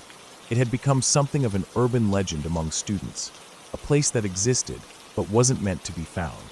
My two friends and I had already explored a fair share of abandoned places, from forgotten factories to the ruins of old homes deep in the woods. This town was supposed to be different, larger, a real place where people had lived, worked, and built lives before it had been wiped off the map. It was just past 11:30 at night when we parked the car. We had learned by now to leave it far from our destination, just in case anyone came looking. A car sitting right outside a supposedly inaccessible area was too obvious. Instead, we pulled off on a side road, killed the headlights, and started walking. The night was cold, the kind that makes your breath visible in the glow of a streetlight. There weren't many streetlights here, though. Just darkness and the crunch of gravel beneath our boots. The road was empty. No passing cars, no distant sounds of the city. Just silence, the kind that makes your skin prickle. We followed the directions we had pieced together from online forums, looking for a red house. Supposedly, the way in was near there, a small hole in the fence, barely big enough to squeeze through. It took us longer than we expected to find it. The house was old, its paint faded to a deep rust color in the moonlight. Overgrown brush surrounded it, creeping up its sides like fingers trying to pull it back into the ground. We crossed the road and started up the hillside. The brush was thick, branches snapping beneath our weight, thorns catching our clothes. It wasn't easy going, but we finally spotted the fence, tall and solid, meant to keep something out or in. Just as we had heard, there was a small opening cut into it. Someone had used a saw to carve through the iron, leaving a jagged, barely passable gap. The hill was steep, and we had to hang onto the brush to keep from tumbling down. One by one, we pushed through the hole, careful not to catch our clothes on the sharp edges. As I wiped the dirt from my jeans and looked up, my breath caught in my throat. An entire town. Streets, houses, a market center, an apartment complex. All of it left to rot. Buildings sagged under the weight of time, their windows shattered, doors hanging open as if waiting for someone to step inside. The air was thick with the scent of damp wood and decay. A place frozen in time, untouched except by whatever nature had decided to reclaim. We started toward the apartment complex first. The beeping started almost immediately. It was faint at first, a single sound barely noticeable, a sharp, rhythmic beep coming from somewhere in the distance. I stopped, straining to hear. It was there, and then it wasn't, like an electronic heartbeat, pulsing in and out of the night. We kept walking. The first apartment was empty, nothing but a broken mattress and scattered debris left behind. But the beeping didn't stop. If anything, it seemed to be growing stronger. The next apartment was different. The door creaked as we pushed it open. Inside, the air was thick, musty, stale. And then we saw them. Coats. Dozens of them. Long, black trench coats hanging from the walls, lying crumpled on the floor. It felt wrong. Out of place. Who had left them here? Why? We lingered for a moment before heading upstairs. One of the doors was locked. We didn't try to open it. Something about the place made my skin crawl. Back outside, the beeping had multiplied. It wasn't just one sound anymore. It was several, scattered throughout the town. As we walked past buildings, the sound changed, shifting in intensity, growing louder, faster, whenever we moved closer. A thought formed in the back of my mind, something I didn't want to acknowledge. It was tracking us, That's when we saw the house. It was white, barely standing, its front yard covered in broken glass. Not just scattered, but arranged, neatly piled into square shapes, as if someone had taken the time to organize the destruction. We stood there, trying to make sense of it. The beeping grew faster. Then the light hit us. A single beam, cutting through the upstairs window, landing directly on us. Another flashed on from across the street. Then another. It was like spotlights, moving, searching. Shadows stretched out before us as we ran. The lights followed. Behind us, I could hear the sound of movement. Heavy footsteps, more than one, more than two. Something was chasing us. My friend tripped, hitting the ground hard. I reached for him, hauling him up as fast as I could. The hole in the fence was our only chance. We sprinted, hoping we were running in the right direction. The lights bobbed behind us, flashing in and out of the darkness. The beeping was deafening now, a chorus of rapid pulses all around us. The hole appeared just in time. My first friend slid through. I grabbed the next, shoving him under, my hands shaking. I didn't turn around. I didn't want to see what was behind me. I could feel it, though. The pressure of something watching, something closing in. The edge of the light danced at my heels as I crawled through the fence, the metal scraping against my back. I tumbled down the hill, branches clawing at my skin, cutting into my arms. We hit the ground running. The road stretched out before us, dark and endless. The lights disappeared behind the fence, but the beeping still echoed in my ears. It wasn't until we reached the car that I realized my hands were shaking. We climbed in, slamming the doors shut, locking them instinctively. No one spoke. We didn't need to. We just drove. 3 months later, we went back. The fence was gone. The town was gone. Everything had been leveled. We found a construction crew working nearby and asked about it. One of the workers shrugged, barely looking up from his task. He told us the place had been a hotspot for gangs. Drugs, murders, the kind of things the city didn't want people talking about. It had been easier to erase it than deal with what was inside. He didn't know we had been inside. He didn't know what we had seen, what had chased us. Maybe it didn't matter. Maybe the city had done the right thing. But sometimes in the middle of the night, I still hear the beeping.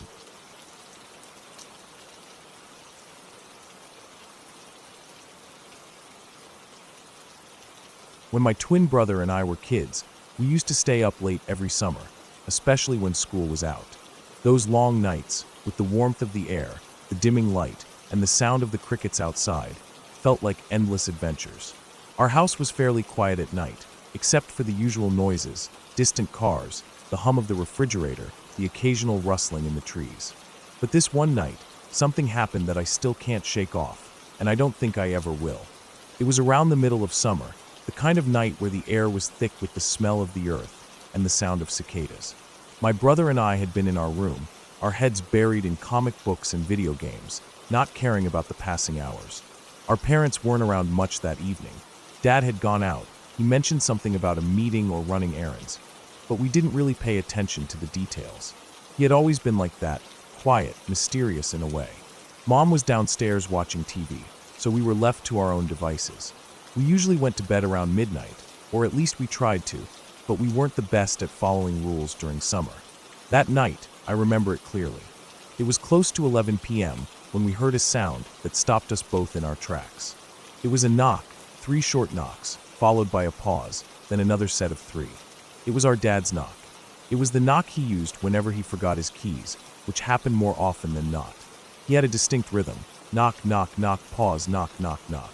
Immediately, both my brother and I scrambled off our beds. We exchanged a quick look, confusion etched on both our faces. Dad must have forgotten his keys, we thought. We rushed to the door, excited to open it, thinking he'd be standing there with a sheepish grin, ready to make a joke about how he lost his keys again. But when we opened the door, no one was there. We both stepped outside and looked down the hallway, but the house was silent. It was a big old house, and sometimes things creaked, but it didn't feel right. I called out, "Who's there?" hoping maybe it was one of our neighbors, or maybe even a late-night visitor. But there was no response. The air around us felt thick, like something was pressing against our chests. My brother and I just stood there for a few seconds, staring at the empty hallway. Maybe we were just hearing things, we thought. Our minds had played tricks on us before, and it didn't seem too odd. But then, just as we were about to close the door, we heard it again. 3 knocks. Same rhythm, same sound. At that point, my brother and I looked at each other, both a little unnerved. It could have been Dad. Maybe he was messing with us. After all, he was known for pulling pranks on us, especially during the summer. He'd come home late and knock in that way just to mess with us. Maybe this was one of those times. But then something shifted. The feeling in the air wasn't just strange, it felt off. The hairs on the back of my neck stood up. I was about to ask again, "Who's there?" When the knocking came once more, and this time it was louder, more forceful, like whoever was knocking wanted to get in, and they weren't joking. That's when I felt it. Something wasn't right. I grabbed my brother's arm, and we both hurried back upstairs to our room. We were shaking a little now. Sure, it could have been Dad, but why wasn't he answering us? Why wasn't he saying anything? We made it to our room and shut the door behind us, but I couldn't shake the feeling that something was off. My brother was trying to calm me down, but even he was starting to feel uneasy. That's when we heard something else. The sound of the doorknob turning. At first, it was quiet, almost like a light rattle, but then it grew louder. It sounded like someone was trying to open the door. I froze. My brother froze too. The door was closed, locked, and I was sure no one had come up the stairs. But we could hear it, clear as day. The sound of someone trying to turn the handle, trying to get in. I slowly moved toward the door, my heart pounding in my chest. I pressed my ear against it, but it was silent now. I couldn't hear anything anymore. I looked at my brother, and we both just stood there, too scared to say anything. But then the silence was broken by the unmistakable sound of footsteps, heavy, deliberate, and unmistakably close. We both jumped, our eyes wide. The steps didn't stop, though. They didn't just come from the hallway below us. They were coming closer, closer to our door, to our room. My brother and I scrambled up, ran to the other side of the room. We felt like we were trapped. The feeling of being cornered, of not knowing what was happening, pressed down on us like a weight. And then, it happened again.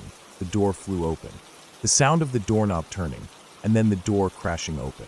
We didn't know what to do. We screamed. We screamed for Mom and Dad. We shouted at the top of our lungs, hoping someone would hear us. We could hear footsteps outside the door, louder now, closer. In a panic, my brother and I rushed to slam the door shut, but it didn't work like we thought it would. We didn't have the strength. We were too scared. The door slammed shut, but someone, was on the other side, pushing back. It felt like the door hit something solid, something large, and the door bounced back as if we had slammed it into a wall. The thud was deafening. We both scrambled to the far corner of the room, pulling the covers over our heads. Our hearts were racing. Our breaths came out in sharp, terrified gasps. Every little noise sent us into a frenzy. We were frozen, too scared to move, too terrified to make a sound. We heard it, something or someone, scraping against the floor outside. Then, the sound of something, or someone shuffling closer, step by step. I held my breath, my hands gripping the edges of the blankets. My brother was silent, his body pressed tight against mine. Neither of us dared to make a sound. And then we heard a louder crash. Our bedroom door was thrown wide open. But it wasn't the sound of someone running in. It wasn't the sound of someone knocking. It was the sound of someone stopping. I could hear voices now, far off, muffled by the panic inside my head. The sound of footsteps, followed by the unmistakable, comforting voice of Dad calling to us. "Boys, what's going on in there?" I froze. I didn't know what to say. We both just looked at each other, wide-eyed, confused, and terrified. Dad wasn't supposed to be home. He had gone out. He wasn't supposed to be here. But there he was, standing in the hallway, a worried look on his face. "We heard knocking," I whispered, barely able to get the words out. "We heard footsteps, Dad. Someone was in the house." Dad's expression turned serious, and he stepped into the room. "I never left the house tonight," he said, his voice low but firm. "I've been here the whole time, watching TV with your mom." We all stood there in stunned silence, the reality of what we'd just experienced hitting us all at once. The door had been opened, someone or something had been trying to get in, and we were convinced it wasn't Dad. But it was. It really had been him. When Mom came up a few minutes later, she was just as confused, her face pale with concern. She hadn't heard anything, hadn't noticed anything strange. We tried to explain what had happened, but the more we talked about it, the more I realized it didn't make sense. How could Dad have been home all night if we heard those knocks? How could someone, or something, have been trying to get into our room without us noticing? Even as I think about it now, years later, I can't find an answer that satisfies me. But one thing is certain. That night, we weren't just hearing things. There was something out there, something that wanted to get in, and I'm not sure if I'll ever truly understand what it was.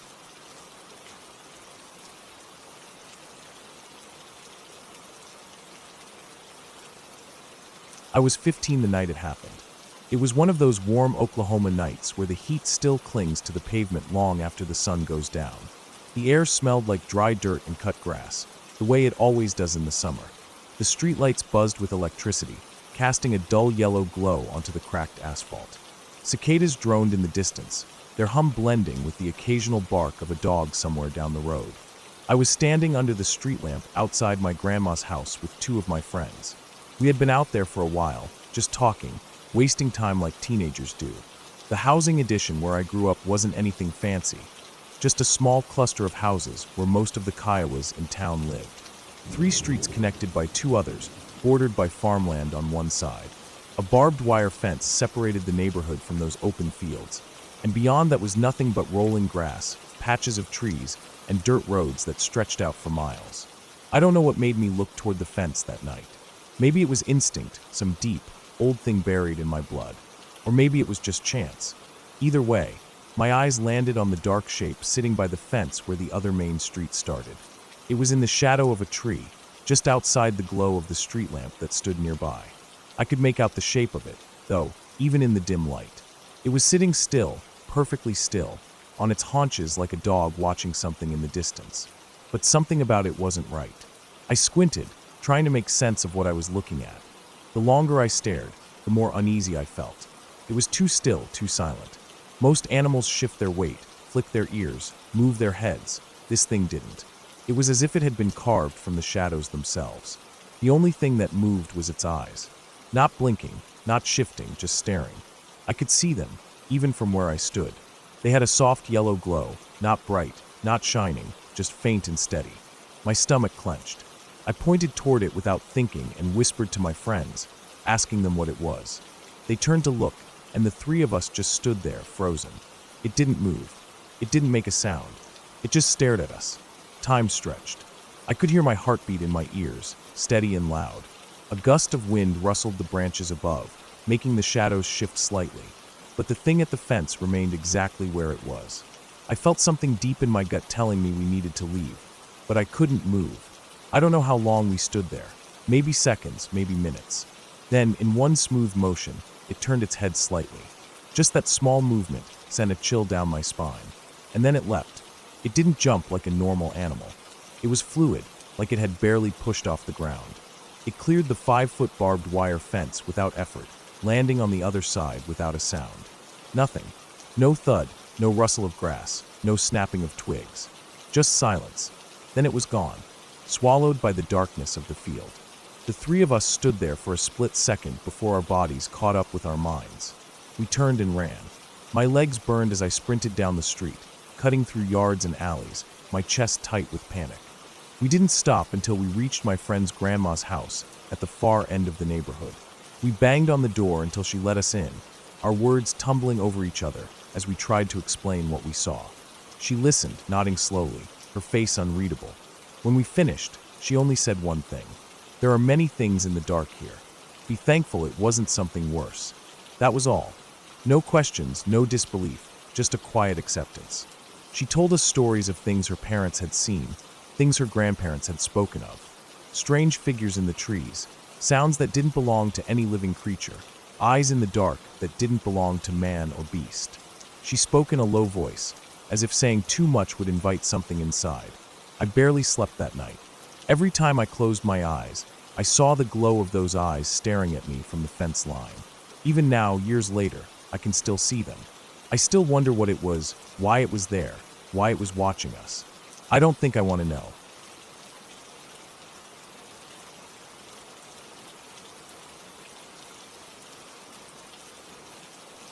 The night air was cold, crisp in a way that made my breath visible as we stepped out of the theater. The parking lot was mostly empty, just a few scattered cars under the harsh yellow glow of the streetlights. The city beyond was quiet, but I knew better than to take that for granted. This was the kind of place where anything could happen at any time, and I'd learned that the hard way growing up.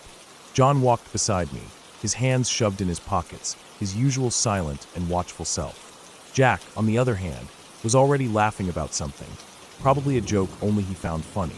That was just how he was. The guy lived to stir up trouble, never taking anything too seriously. It had gotten us into some tight spots before, but nothing like what was about to happen that night. As we made our way toward my car, something caught our attention. A car parked a few spots away from mine had been absolutely wrecked. Dents covered the body, windows were smashed, and dirt had been shoveled into the driver's seat. A nearby trash can had been dumped all over the hood, and all 4 tires were slashed. Whoever owned that car had seriously pissed someone off. Then I saw the cup, a giant 7 to 11 big gulp, perfectly upright on the roof, like the cherry on top of a disaster. Before I could say anything, Jack picked up a rock, turning to us with that mischievous grin of his. "Think I can hit that cup off?" I didn't even answer. I just shook my head and kept walking. John did the same. We both knew arguing with Jack was pointless. If he had his mind set on something, he was going to do it whether we liked it or not. We had just reached my car when Jack came sprinting up behind us, breathless. "We need to go. Now." I didn't ask. I didn't need to.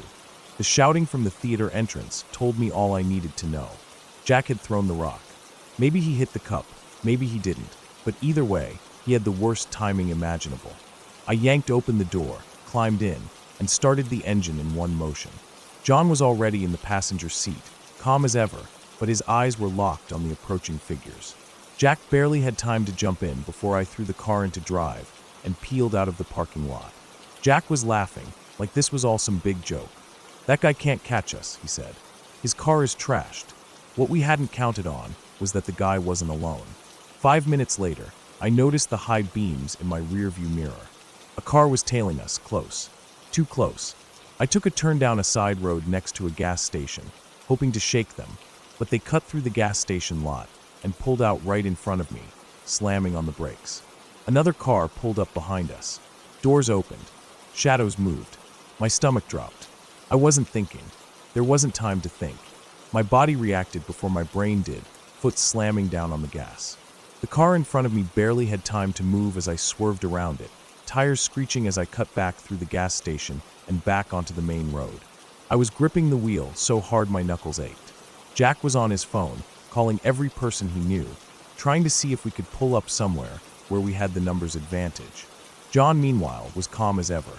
I could see him out of the corner of my eye, taking off his jewelry, stashing his wallet, his phone, his keys in my glove compartment, preparing for a fight. "Just pull over," he said. "We got this." I ignored him. Maybe he was confident in his ability to fight 2 or 3 guys at once, but I wasn't. I'd seen too much. I knew how things worked around here. You never knew who was carrying, and I wasn't about to take that gamble. The cars were still behind us. I caught a green light and pushed the speed limit, hoping they'd get stuck behind traffic. For a moment, I thought it worked. Jack turned in his seat. "They're gone." I let myself relax just a little. I slowed down. Big mistake. Jack started shouting. "They're back." I checked the mirror. 2 sets of headlights, closing in fast. I didn't speed up. I didn't do anything. I don't know why, but something told me to just act normal. Pretend we weren't being chased. The cars gained on us, then one of them pulled up beside me. The driver looked over, trying to get a good look at us. Right before we hit the next exit, he realized it was us. His car slowed. That was my chance. At the last possible second, I swerved onto the exit ramp. The car beside me was too slow to react. They missed the turn. 1 down. That left one. Now we were on familiar ground. I knew these roads like the back of my hand. I sped up, cutting through back roads, no streetlights, nothing but empty fields on either side. The car behind us was struggling to keep up. Then we made a decision. They hadn't shot at us yet. Maybe they didn't have guns. Maybe it was just a couple of guys looking for a fight. We figured if it was just 1 carload, we could handle it. I picked a field and pulled off. The car stopped 100 feet away. John was out first, then Jack, then me. We started walking toward them, hearts pounding, adrenaline surging. Then Jack, that crazy bastard, started waving. At first, I thought he had lost his mind. Then I realized what he was doing. He wasn't waving at them. He was waving at the empty field beside us, gesturing like he was calling in backup, like we had an entire army hiding in the darkness. It shouldn't have worked, but it did. The car in front of us hesitated. Then they threw it in reverse and sped off, disappearing into the night. For a long time, we just stood there, the cold wind whipping around us, breathing heavy, hands shaking. None of us spoke. There wasn't anything to say. Jack broke the silence first, laughing. "Told you I'd hit the cup." I wanted to punch him in the face. Instead, I walked back to the car, climbed in, and drove home. We never talked about that night again.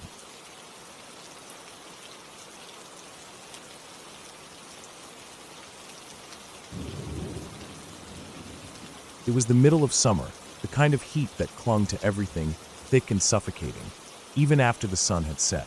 Earlier that evening, it had rained, a hard, sudden downpour that left the air damp and heavy. The streets were slick, the smell of wet earth rising up in waves. The kind of rain that didn't cool things down, just made the heat stick to your skin even more. I had been staring out the window of my garage apartment, watching the way the water dripped from the edge of the roof, and my eyes landed on the deck-like carport just outside my window. It wasn't a place I spent time in. It didn't seem safe. The wood was sturdy enough, but something about it never sat right with me. Still, after the rain, the place was covered in leaves and dirt that had washed up from the storm, and I figured it wouldn't hurt to sweep it off. A simple enough task, one I could do quickly and get back inside before the heat and humidity made it unbearable. I grabbed the broom and stepped out onto the carport. The boards creaked under my weight, but they held. The damp air was thick, clinging to my skin. I swept fast, pushing the wet leaves and dirt off the edge, watching them tumble down into the grass below. The whole time, I had this feeling, something crawling just under my skin, something making me uneasy. I ignored it. Just my mind playing tricks, I figured. It wasn't like the place was going to collapse under me. I finished sweeping, dusted my hands off, and went back inside, shutting the door behind me. I left the windows open. It was too hot not to. The air barely moved, but at least it was something. I went to bed, stretched out on the sheets, listening to the faint sounds of the night. The distant hum of cicadas, the occasional drip of water still falling from the roof. The rain had passed, but everything still felt damp, the humidity pressing down like a weight. Sometime around midnight, I woke up. Not to a sound exactly, but to a feeling. A strange, tingling sensation that prickled at my skin. For a second, I didn't move, still caught somewhere between sleep and wakefulness. Then, in the silence, I heard it. A faint buzzing, a rapid, high-pitched sound that seemed to come from everywhere at once. I felt something brush against my cheek. Light, almost like a whisper of wind. But it wasn't wind. Then another sensation, something crawling up my arm. I sat up fast, my heart slamming against my ribs, and reached blindly for the light. My fingers fumbled for the switch, my pulse roaring in my ears. The second the bulb flickered on, I saw them. Cockroaches. Hundreds of them. They were on the walls, on the ceiling, streaming in through the windows like the screens weren't even there. It was like a living tide, a flood of slick, writhing bodies moving in unison. Their legs clicked against the surfaces, their antennae twitched, their bodies pulsed as they climbed over one another, spilling into the room. And then I saw it. The worst part, the thing that made my stomach drop and my whole body lock up in fear. They were flying. Not just crawling, not just scurrying across the floor. No, they were in the air, their wings a blur of motion, darting and zooming around the room in wild, erratic patterns. One brushed against my ear, another hit my bare shoulder and clung there for a second before taking off again. I felt them on me, on my legs, my arms. One landed on my chest, and I slapped at it blindly, my breath coming in ragged gasps. I could hear the sound they made, a soft, wet rustling, a constant buzz of movement. It was like a nightmare, like something out of a horror movie, but it was real. I didn't think. I just reacted. I jumped up, screaming, and bolted for the door. I didn't even stop to grab anything. My feet hit the floor, and I ran, practically tearing the door off its hinges as I stumbled outside. I kept running, barefoot, down the street, the hot pavement burning the soles of my feet. I didn't stop until I was sure they weren't on me anymore. My hands shook as I slapped at my arms, my legs, my hair, making sure I was clean, making sure they weren't still clinging to me. I must have looked insane, standing there in the middle of the street, breathing hard, my whole body trembling. I didn't go back that night. No way in hell. I found somewhere else to sleep, somewhere far away from that apartment, from those windows, from whatever the hell had just happened. The next day, when the sun was high and the world felt normal again, I forced myself to go back. I had to. I couldn't just leave my place forever. I stood outside for a long time before opening the door, my heart pounding, my stomach tight with dread. But when I stepped inside, there was nothing. No cockroaches. Not one. The walls were clean. The ceiling was untouched. The windows were open just like I had left them, the screens still in place. It was like they had never been there, like it had all been some hallucination, some fevered dream brought on by the heat. But I knew what I had seen. I knew what I had felt. I shut the windows, locked them tight. I checked every corner, every inch of that room. Nothing. No bodies, no stray wings, no sign that hundreds of flying cockroaches had invaded my space. But I never forgot. I never left my windows open again. Never slept without making sure every crack, every opening was sealed tight. And every time I heard that faint, buzzing noise, even in the distance, even just a single roach scuttling across the pavement, my skin crawled, and I felt that same raw terror claw its way up my spine. Because I knew they could come back. And I knew if they did, I wouldn't be able to stop them.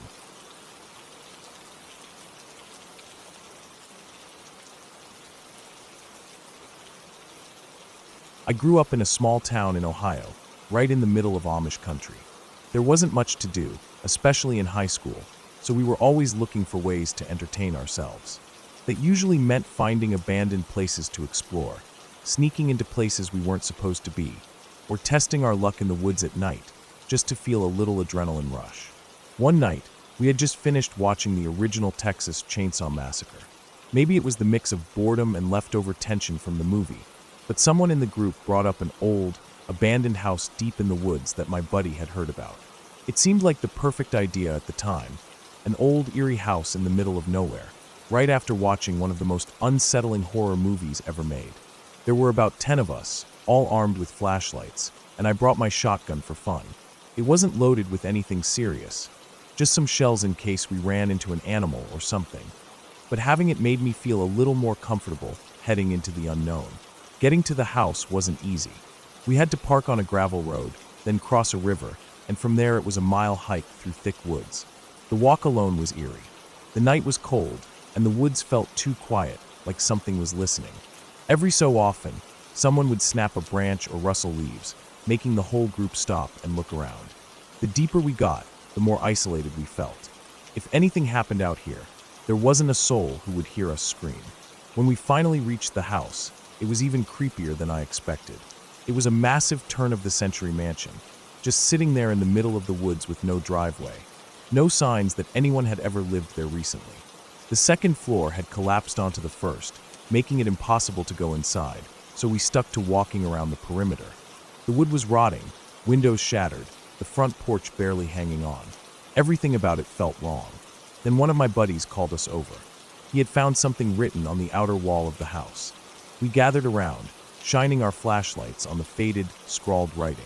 It was a mess of words, barely legible, but at the very bottom, we noticed something that stopped all of us cold. There were 10 sets of initials. 10, the same number as our group. As we looked closer, we realized each set of initials matched a person in our group. That was enough to set some of the girls on edge. The fear we had been laughing off was starting to feel real. We were in the middle of nowhere, standing in front of a decaying house, and somehow, our initials were written on the wall. Nobody had a good explanation. We wanted to believe it was just a coincidence, but none of us could shake the feeling that it wasn't. Then, from the other side of the house, one of my friends shouted, "Hey, I found something." We ran to where he was standing, pointing his flashlight through a window on the first floor. We followed his light beam and saw it, a wedding dress, hanging from the ceiling by a rope. The fabric was yellowed, aged, and right across the front, there was a huge dark stain. It looked like blood. Nobody spoke. We just stood there, staring, trying to process what we were looking at. The moment felt stretched, like time had slowed down, and then suddenly, the ground shifted beneath my feet. Before I could react, I was falling. 6 of us went crashing through the ground, landing hard in darkness. The drop was at least 10 feet. I hit the ground with enough force to knock the wind out of me, dirt and debris falling around us. It wasn't the basement, it was something else, something older. The walls and floor were just packed earth, no signs of a foundation. I forced myself to sit up, heart pounding, and turned my flashlight on. What I saw made my stomach drop. The room wasn't empty. It was filled with tools, chains, rusty saws, old ropes. Everything was arranged neatly, placed on tables or hung from the walls. It looked like a butcher's workshop, except there was no sign of animals. My friends started screaming, telling us to get out. Above us, the others were reaching down, trying to pull us up. I didn't hesitate. I scrambled to my feet and grabbed the first set of hands I could. One by one, we got pulled up, except for one guy who had landed wrong and messed up his ankle.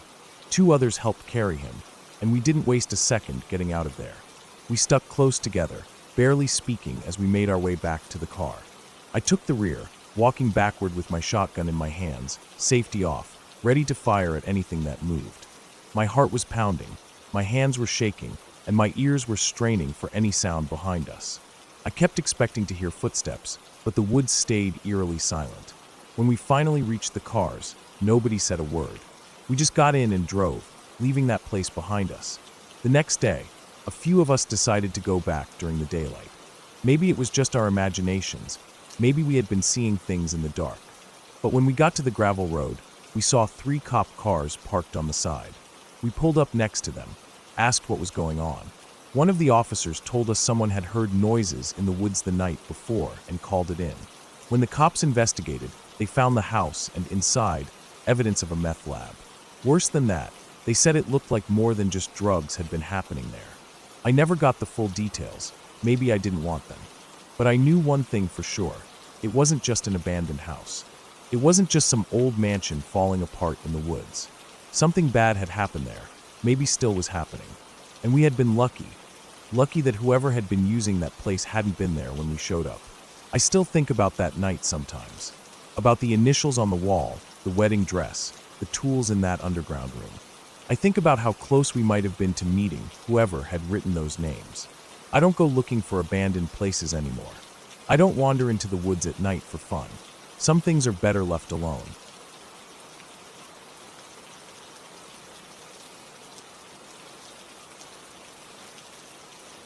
It was one of those thick summer nights, the kind where the air sticks to your skin, and even the slightest breeze feels like relief.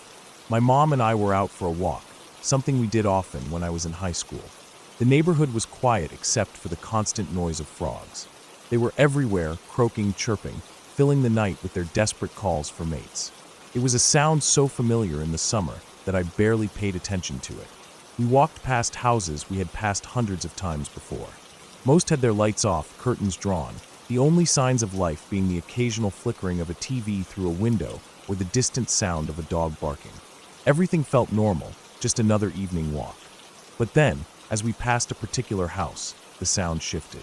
At first, I thought it was just the frogs blending together in some odd way, but as we walked a few more steps, I heard it again. A scream, high-pitched, desperate. It cut through the thick air like a knife, and it was repeating over and over. It was short, only a few seconds long, but it didn't stop. It was the same exact sound each time, like a recording stuck on a loop. I glanced at my mom, and she looked at me. We both heard it. We both knew it was strange. But our first instinct wasn't fear, it was logic.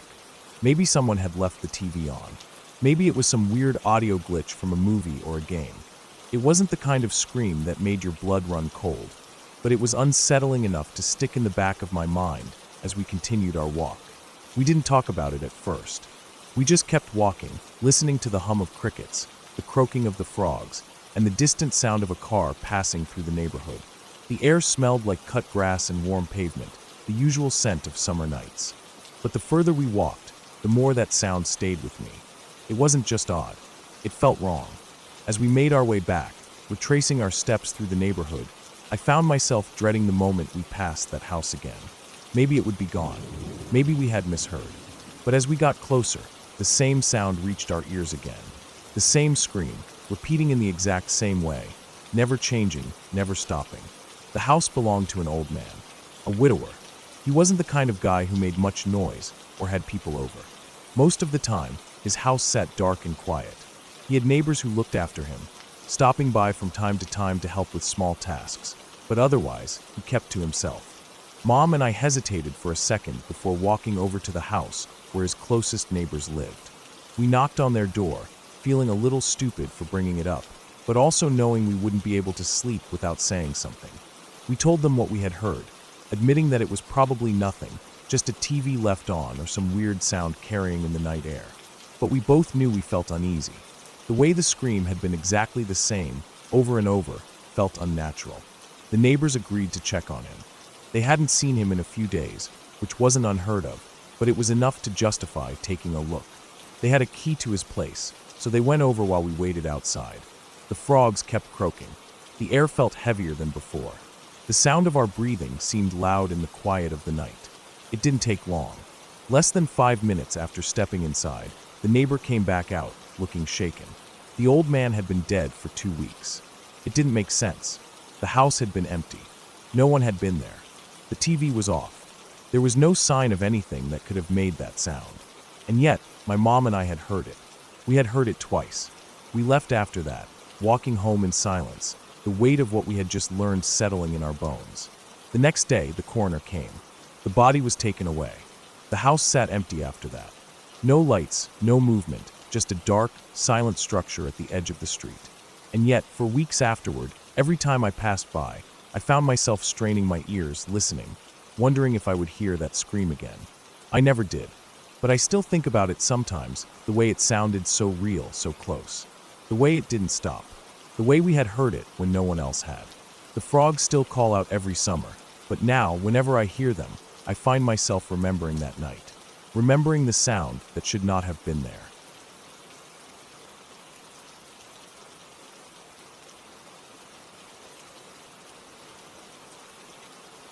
We had talked about this trip for months. Just the two of us, a long drive from our Midwest state down to Florida. No real plans other than to celebrate graduating college and escape our hometowns for a bit. It felt like a rite of passage, the kind of thing you do before real life kicks in and you're too weighed down by work and responsibilities to just take off on a whim. Atlanta was our first stop. We rolled in late in the evening, tired but excited, eager to kick off the trip properly. We found a cheap hotel, checked in, and then decided to find a bar. The Highlander wasn't far. It was a dive bar, exactly the kind of place we wanted. Dimly lit, a little smoky, and filled with locals rather than tourists. We ordered drinks, downed a few, and settled into that easy, happy buzz that makes strangers feel like old friends. That's when we met them. They approached us outside while we were catching some air. Just a friendly couple, about our age, chatting like people do when alcohol makes everyone a little more open. They were from Rockford, Illinois. Had just graduated too. It was easy to talk, where we were from, where we went to school, what we were doing in Atlanta. They were nice, regular people. I don't even remember their names. I wish I did. After a while, we all decided to leave at the same time. They were heading back to their hotel. We were off to another bar. I remember watching them get into their car, a black BMW Z4 convertible, the top down even though the air was thick with humidity. The Chicago Bears decal on the back stood out to me. My dad was a Bears fan. We waved as they pulled out and disappeared into the Atlanta streets. The next morning hit hard. A pounding headache, dry mouth, the kind of hangover that makes you regret every drink you had the night before.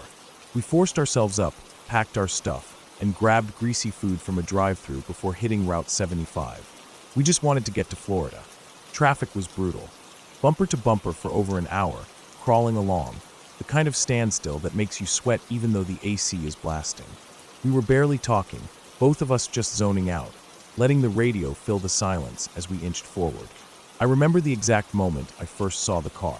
Black, a BMW Z4. On its side. I didn't process it at first. Just another wreck, the kind you rubberneck at before moving on. But then I saw the decal, the Chicago Bears decal. It felt like the air had been sucked out of the car. I knew before I even saw the tarps. 2 of them, blue, covering bodies that used to be people we had just spoken to hours before. The windshield was shattered. The front of the car was crushed like paper. The top had been down, so the inside was completely exposed. Glass everywhere, mixed with blood, and things I didn't want to look at too long. And then, just beside one of the tarps, out in the open like someone had forgotten to cover it, was an arm. It wasn't attached to anyone. My stomach turned so fast I thought I was going to be sick. My friend saw it too, his knuckles white as he gripped the steering wheel. Neither of us said anything, just stared, minds catching up to what our eyes had already recognized. The traffic moved. We had to drive past it, had to keep going. My head turned on its own.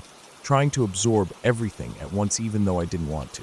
Police, paramedics, a fire truck, a crushed metal guardrail where the car must have spun out. I don't even know what happened. A drunk driver? A blown tire? Just a split second of bad luck? And then suddenly it was gone.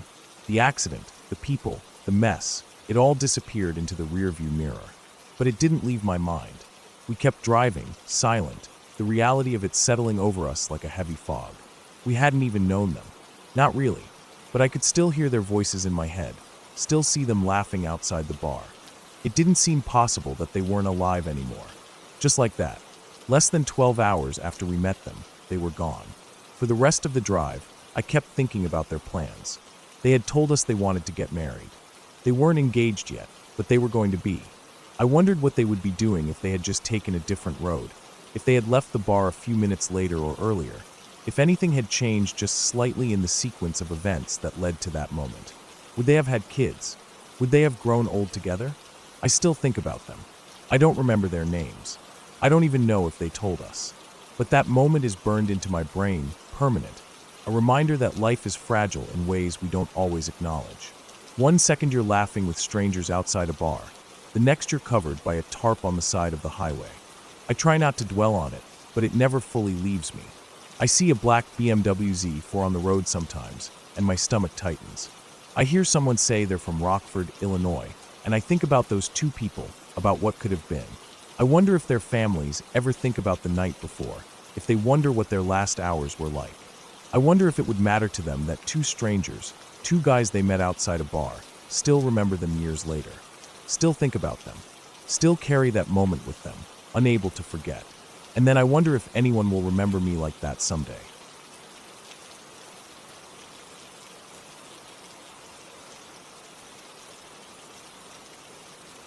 Our team moved fast in the dark.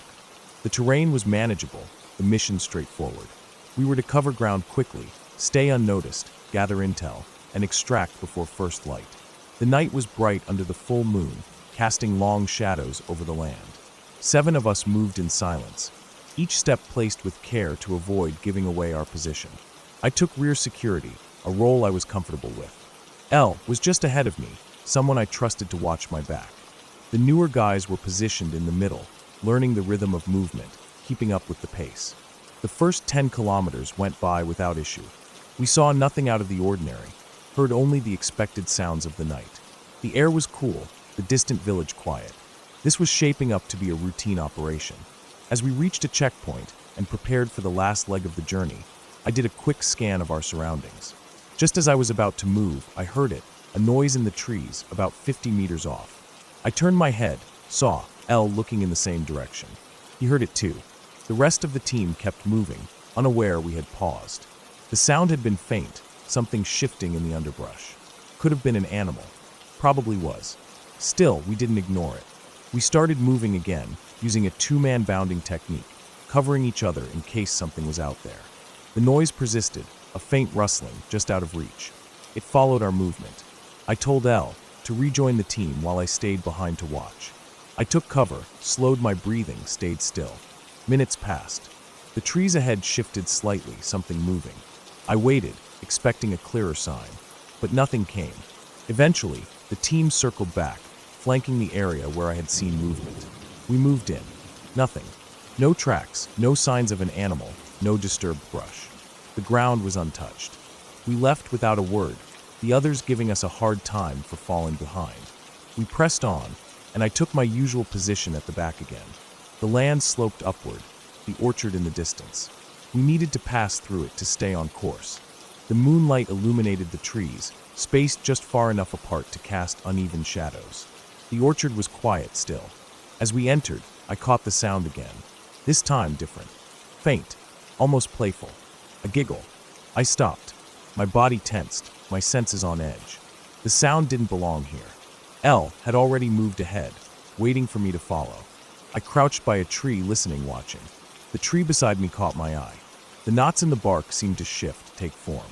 I stared, trying to make sense of it. A face emerged. A little girl's face, smiling, small hand raising in a wave. Then it was gone. My breath caught in my throat. My mind reeled. I bolted, catching up to L, without looking back. I said nothing. What could I say? I had no explanation for what I saw, no reason for my mind to have conjured it. I stayed quiet, kept my head down, focused on the mission. We reached our extraction, left the area. I pushed it from my mind, convinced myself that exhaustion had played tricks on my eyes. 2 weeks passed. A new assignment came up. I was sent to provide security for combat engineers working in a different area. My team returned to the orchard without me. I felt relieved. I had no desire to step foot there again. When I returned to base, the others had already gotten back. I stepped into our barracks, heard them laughing. L wasn't. He looked angry, shaken.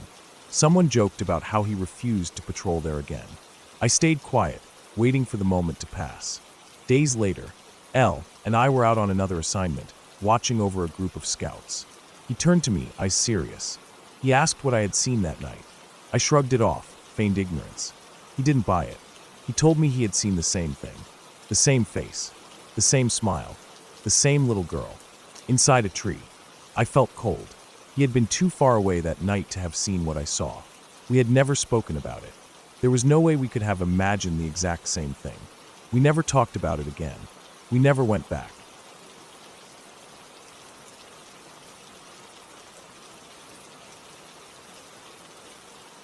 I was about 7 or 8 years old when it happened, just a regular kid enjoying an after-school afternoon at my friend's house. It was one of those afternoons where the air still had that lingering warmth of summer, but the sky was starting to change to that deep shade of blue, promising the coolness of evening. My friend's house was in a quiet neighborhood, a little on the outskirts of town, surrounded by trees and space, with a backyard that stretched far back into a thick forest. We lived in a relatively safe place, but the woods had always felt a little mysterious, and we rarely ventured into them too far, at least not alone. That day, my friend and I had decided to build a tree fort, an idea that seemed brilliant at the time. The trees in the backyard were big enough to support a fort, and it was the perfect spot, far enough from the house to feel secluded, but close enough that we wouldn't get into trouble. We rounded up some tools, a hammer, nails, and some pieces of scrap would be found in his garage. His younger brother, maybe 4 or 5, wanted to join us, so we reluctantly agreed. He was a little annoying, always asking a million questions, but we figured he might be good to help with carrying things. Plus, we were all a bit nervous about going out into those woods alone after hearing that there had been some coyote sightings in the area recently. My friend and I joked that we'd smash any attacking coyotes with the hammer, though I'm pretty sure none of us really believed we'd have to do anything like that. We set off down the narrow path leading into the woods, chatting along the way. The sounds of our footsteps and the occasional chatter of birds filled the air, but something felt different that day. The woods seemed quieter than usual. As we walked, I couldn't help but glance down at the dirt path beneath my feet, the ground uneven in places, little twigs snapping under our weight. It was odd how quickly the normal sounds of the forest seemed to fade away, replaced by an eerie, almost uncomfortable silence. I didn't really think much of it at the time. I just figured it was my imagination playing tricks on me. But then it happened. My friend's younger brother, who had been skipping along beside us, suddenly stopped dead in his tracks. He froze, standing so still that it was as if the ground had swallowed him whole. I stopped too, confused, and then my friend halted as well, the 3 of us now standing there, staring at the back of his little brother's head. I looked up at my friend, but he just nodded silently, his face pale, his eyes wide. My heart began to race for no reason, a feeling I couldn't explain. Something wasn't right. I turned around to see what had caught their attention. That's when I saw her. About 25 yards ahead of us, standing in the middle of the path between the trees, was a woman. I can still picture her clearly in my mind to this day. She was older, probably in her late 70s, though her age was hard to pinpoint. She had long, curly grayish-white hair that waved in the faint breeze, though there wasn't much wind. She was wearing a white gown, the kind that looked old-fashioned, like something out of an old movie or a time long gone. The gown hung loosely on her frail frame, and it seemed to glow faintly in the dimming light of the afternoon. She wasn't moving. She was just standing there, perfectly still, facing away from us. But it wasn't like she was simply standing in front of us. No, it felt like she was staring through us. It was as though she couldn't see us, or worse, that we didn't matter at all. She wasn't looking at us, not in the way someone would when they notice you walking down the street. Instead, it felt as if she was lost in some faraway thought, looking past us into something invisible, like her gaze was focused on something we couldn't see. My heart skipped a beat. I don't think any of us said anything at first. We just stood there, frozen. The silence of the woods deepened, as if the entire forest was holding its breath. The woman didn't acknowledge us. She just remained there, motionless. I'm not sure how much time passed before something else happened. It was almost like it was happening in slow motion. The woman, still not facing us, slowly raised her right arm. I remember the way her arm moved, slow, deliberate, almost stiff as if she hadn't used it in a long time. And then she pointed, not at us, but off in the direction from which we had just come, back down the path. Her finger was extended in a straight line, pointing without any obvious reason. It wasn't like she was trying to guide us or wave us away. It was more like she was telling us something, though we couldn't understand it. We stood there, staring at her, unable to move, unable to think of anything to say. Then, like a reflex, we all screamed. We didn't even know why we screamed at first, but the fear shot through us all at once. The hammer, the nails, the wood, we dropped everything. I could feel the panic rising in my chest, making it hard to breathe. My legs, which had been frozen in place, suddenly felt like they were working again, and I turned to run, not even looking back to see if my friends were following. I just knew I had to get away from whatever it was we had just seen. We ran through the woods, pushing through the underbrush, tripping over roots, and stumbling over each other. But I don't think any of us cared. We just wanted to get to safety. My breath was coming in ragged gasps, and I could hear my friends behind me, just as frantic as I was. It felt like we ran for miles, though in reality, it was probably just a few hundred yards. When we finally made it to my friend's house, we didn't stop. We ran straight to the door, bursting in like a herd of scared animals. My friend's mom was in the kitchen when we rushed inside. She turned around, surprised by our frantic state. We were all gasping for air, trying to explain what we had seen. I don't remember exactly what we said, but I do remember her reaction. She didn't seem concerned at all. She just kind of laughed it off, telling us we were just imagining things. "You probably saw someone out for a walk. Nothing to be scared of," she said, brushing it off with a dismissive wave. But none of us believed that. We all knew what we had seen. We could still see the image of that woman in our minds. The way her long white gown had seemed to glow in the fading light. The way her eyes never seemed to meet ours, and the way her arm had slowly raised to point at us. None of it made any sense. We never told anyone else about it. We didn't need to. We all agreed on what we saw. Years passed, and I moved on with my life, but every time I think back to that day, I can still picture her clearly. I remember the feeling of fear in the pit of my stomach, the cold chill that ran down my spine. It wasn't just the image of her that stuck with me. It was the way she made me feel. That eerie sense of being watched, even though she never looked directly at us. It was as if she was from another time, another place, somewhere beyond our understanding. We're all in our 20s now, my friends and I, but we still talk about it every now and then. We laugh about how we all remember the same details, the same feeling of fear. But deep down, we all know it was real. We saw something that day, something that we can't explain. And no matter how much time passes, I don't think I'll ever forget it. Was she just a person out for a walk, like my friend's mom said? Maybe, but I'll never be sure. Every time I think about it, I feel the same chill run down my spine, the same sense of unease that I felt all those years ago. That's the thing about experiences like this. They don't leave you. They stay with you, buried deep in your memory, reminding you that not everything can be explained. And sometimes, the things that happen in the woods are things that should remain unexplained.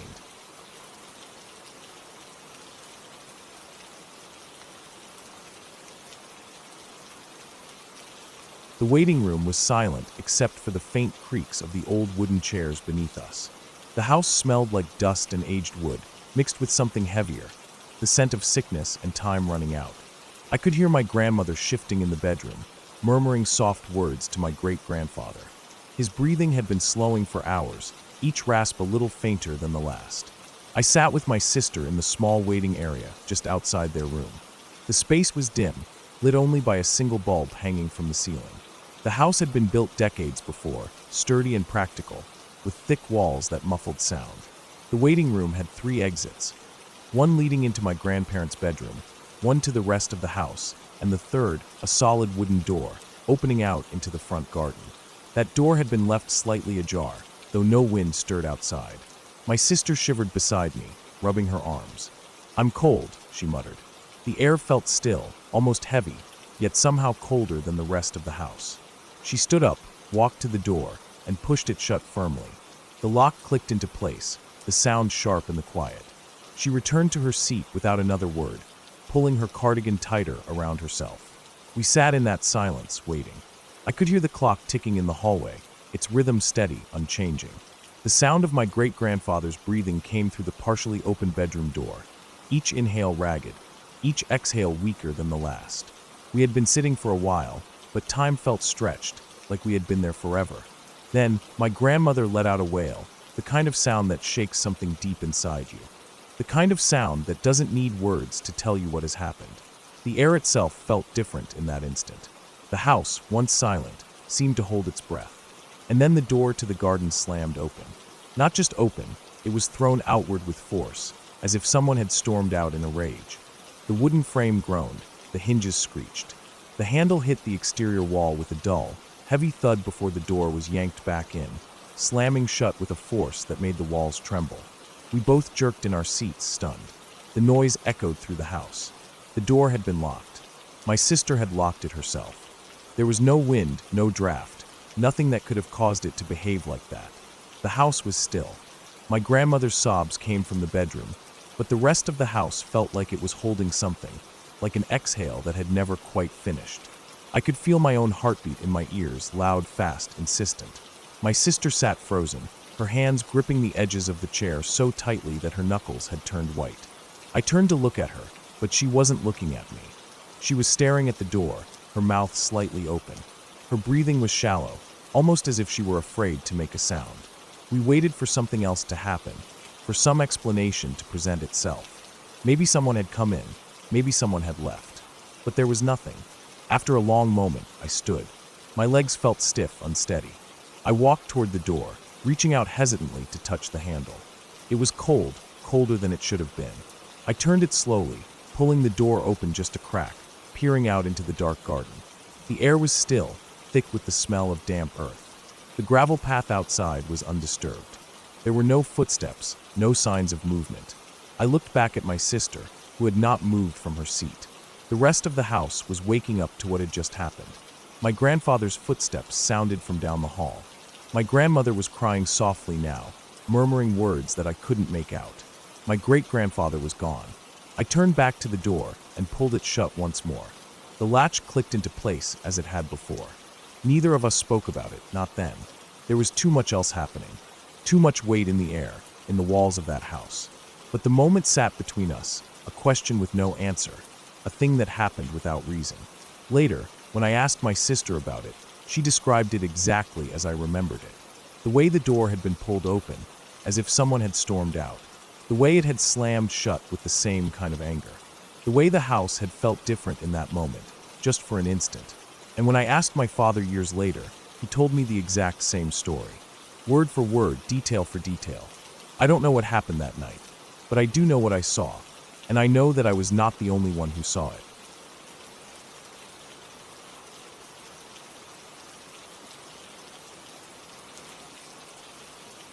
I was 16 when it happened. A quiet night, nothing unusual.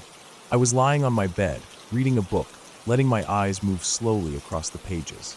The room was dimly lit by the bedside lamp, casting long shadows on the walls. Outside, the wind moved through the trees, rustling the leaves, but everything inside was still. My stomach gave a slight grumble, reminding me that I hadn't eaten in a while. I sighed, marked my page, and set the book down on my nightstand. The plan was to get up, go to the kitchen, and grab something to eat. But for some reason, I hesitated. Instead of swinging my legs over the side of the bed, I sank back down against the pillow. Maybe I was just tired. Maybe the effort of getting up seemed like too much in that moment. The quietness of the room, the soft weight of the blankets, the still air, it all pressed down on me. I closed my eyes for just a second, letting myself sink into the comfort of the bed. And then something shifted. I felt light. So light that it was almost as if I wasn't lying there anymore. My body, which had been so heavy with exhaustion just moments ago, suddenly seemed weightless. It wasn't like falling, not the stomach-dropping sensation of a roller coaster or missing a step on the stairs. It was smooth, slow, almost gentle, like I was rising, being lifted by something unseen. The feeling wasn't alarming at first. It was strange, yes, but not frightening. It was like I was floating on the surface of water, being carried by an invisible tide. My eyes were still closed, and for a moment, I thought I was just drifting towards sleep. But then I realized something that made my chest tighten. I could still see. Not with my eyes, at least, not with the ones I thought were closed. But I was looking at my room. The desk with its clutter of papers and pens, the pile of clothes I'd tossed onto the chair in the corner, the faint glow of my alarm clock. I saw everything, and then I saw myself. I was still lying on the bed, completely still, my chest rising and falling in the rhythm of sleep. My face was calm, my lips slightly parted. My arms lay at my sides. My book was still on the nightstand, exactly where I had left it. I should not have been able to see any of this. I wasn't in my body anymore. A cold realization hit me, but it was distant, like an echo of thought rather than something I actually felt. I wasn't in my body, but I was somewhere. Or rather, I was someone else now. I turned, or at least my perspective shifted, and I saw myself standing in the doorway. My body again, but this time upright, watching. The me in the doorway wasn't reacting, wasn't panicked or confused. It was just standing there, observing, almost analytical in its stillness. I didn't move. Neither did the me in the doorway. But the floating me above the bed was moving.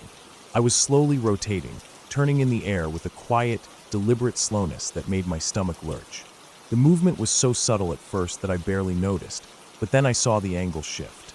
The bed, the ceiling, the furniture, all tilting slightly as my head dipped to the right. The room stretched, warped, almost like I was viewing it through a fisheye lens. From the doorway, the change was obvious. I was floating, my body turning ever so slightly until I was nearly horizontal. My head dipped lower. The world spun, and then I was upside down. I stared straight into my own face. The me on the bed was still, the slow rise and fall of my chest the only sign that I was alive. My eyes were closed, lips slightly parted, no tension in my features. For a moment, it was like looking at a corpse, though I knew that wasn't true. And then, without warning, my eyes snapped open. The floating me flinched. The me in the doorway didn't. For a fraction of a second, all three of us were locked in this impossible moment, an infinite loop of staring, an unbroken connection between three versions of myself that should not have existed separately. There was no fear, no emotion, just an unbearable stillness, as if time itself had stopped to allow this to happen. Then suddenly something broke. The floating me fell. I felt the weight rush back, the force of gravity pulling me down. The fall was not slow or gentle this time. It was fast, sudden, like I had been yanked back into place. My back hit the mattress with a dull thud, the impact rattling through my bones, my lungs seizing up as if I had been holding my breath this entire time.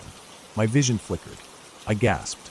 I was back, no longer floating, no longer watching, just lying there, my heart pounding against my ribs, my hands clutching at the sheets as if trying to ground myself in reality. My chest rose and fell in heavy, uneven breaths. I turned my head toward the doorway. It was empty. I was alone. The room was the same. The book was still on the nightstand. The clock still glowed with the same numbers. Nothing had changed, but I knew something had. I sat up slowly, feeling the weight of my body again, the way my muscles strained against gravity. The air felt thicker, heavier, as if the room itself was pressing in on me. I swung my legs over the side of the bed and planted my feet firmly on the floor, just to feel something solid beneath me. For a long time, I just sat there. The need to eat was gone. The hunger had been replaced by something else, something deeper. An unease that settled in my chest, curling around my ribs like a tight, invisible hand. I couldn't shake the feeling that something had been left unresolved, that something was missing, or maybe something had been added. I didn't sleep that night. I just sat in bed, wide awake, staring at the doorway, waiting for something to move. Nothing did, but I knew deep down that something had watched me, and maybe it still was.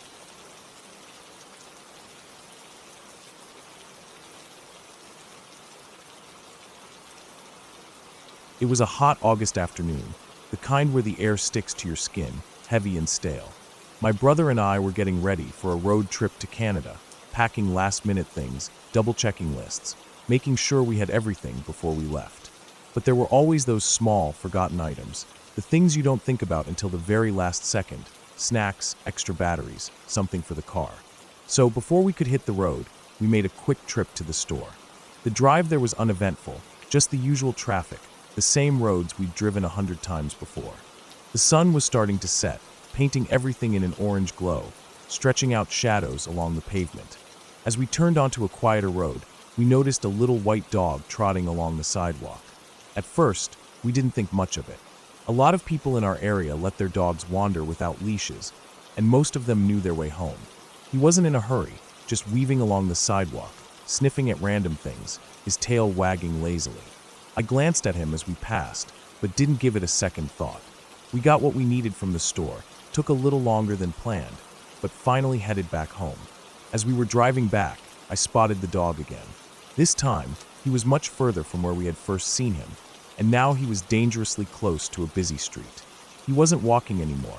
He was pacing, stopping to sniff at curbs, looking around like he wasn't sure where he was.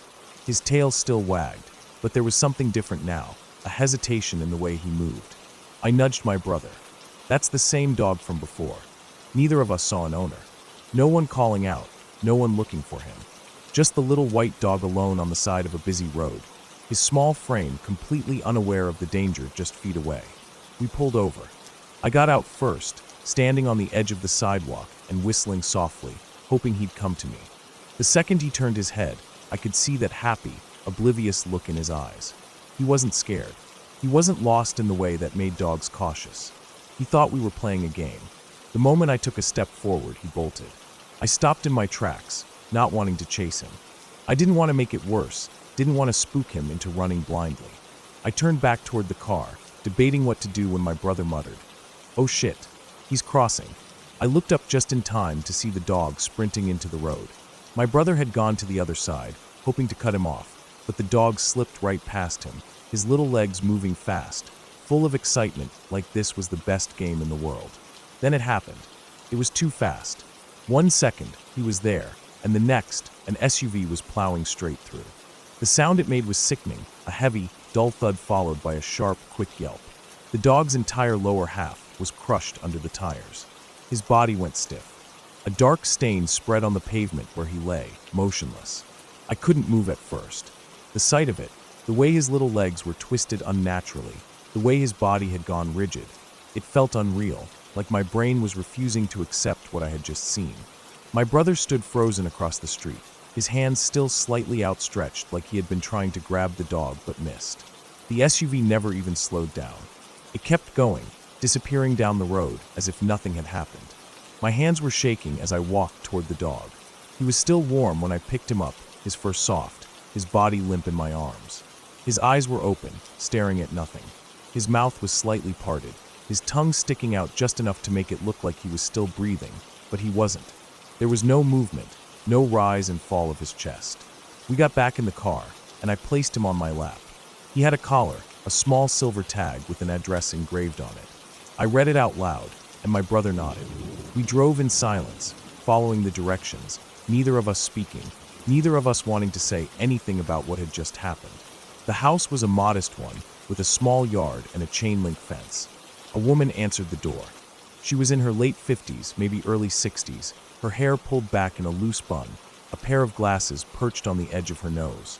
She was smiling when she opened the door, probably thinking we were neighbors or delivery people. Then she saw what I was holding. I don't think I'll ever forget the way her face changed. It wasn't just sadness. It was something deeper, something raw. The kind of pain that knocks the air out of your lungs, that makes your whole body go weak. Her knees gave out, and she collapsed onto the porch, a sound escaping her that I had never heard before, something between a sob and a scream. She reached out, hands trembling, gently touching her dog's fur, whispering his name over and over again like she could wake him up. I wanted to say something, anything, but there was nothing to say. There was no way to fix it, no way to make it hurt less. My brother and I stood there, helpless, watching as this woman's world shattered in front of us. Eventually, we left. There was nothing more we could do. The drive home felt longer than before, the silence heavier. The road trip to Canada suddenly felt meaningless. The excitement we had earlier that day was gone, replaced by the image of that little white dog, of the way he had looked at me before running, of the way his body had gone still in my arms. I didn't sleep that night. Every time I closed my eyes, I saw the woman's face. I heard the sound of the SUV hitting him, I felt his weight in my hands. It stayed with me, and even now, I can't think about it without feeling that same sinking heaviness in my chest. We had just wanted to help. That was all. We had just wanted to get him home safe. But we didn't, and I don't think I'll ever forget it.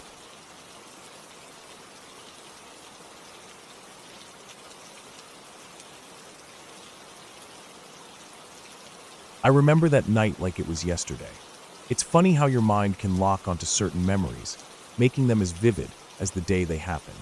But even now, with all the years that have passed, that night still gives me chills. It was the first of many things I would experience in that house. But this one freaks me out the most. I was about 10 years old at the time, still a kid, but old enough to understand that there were things in that house that didn't sit right. The house I grew up in was old, really old.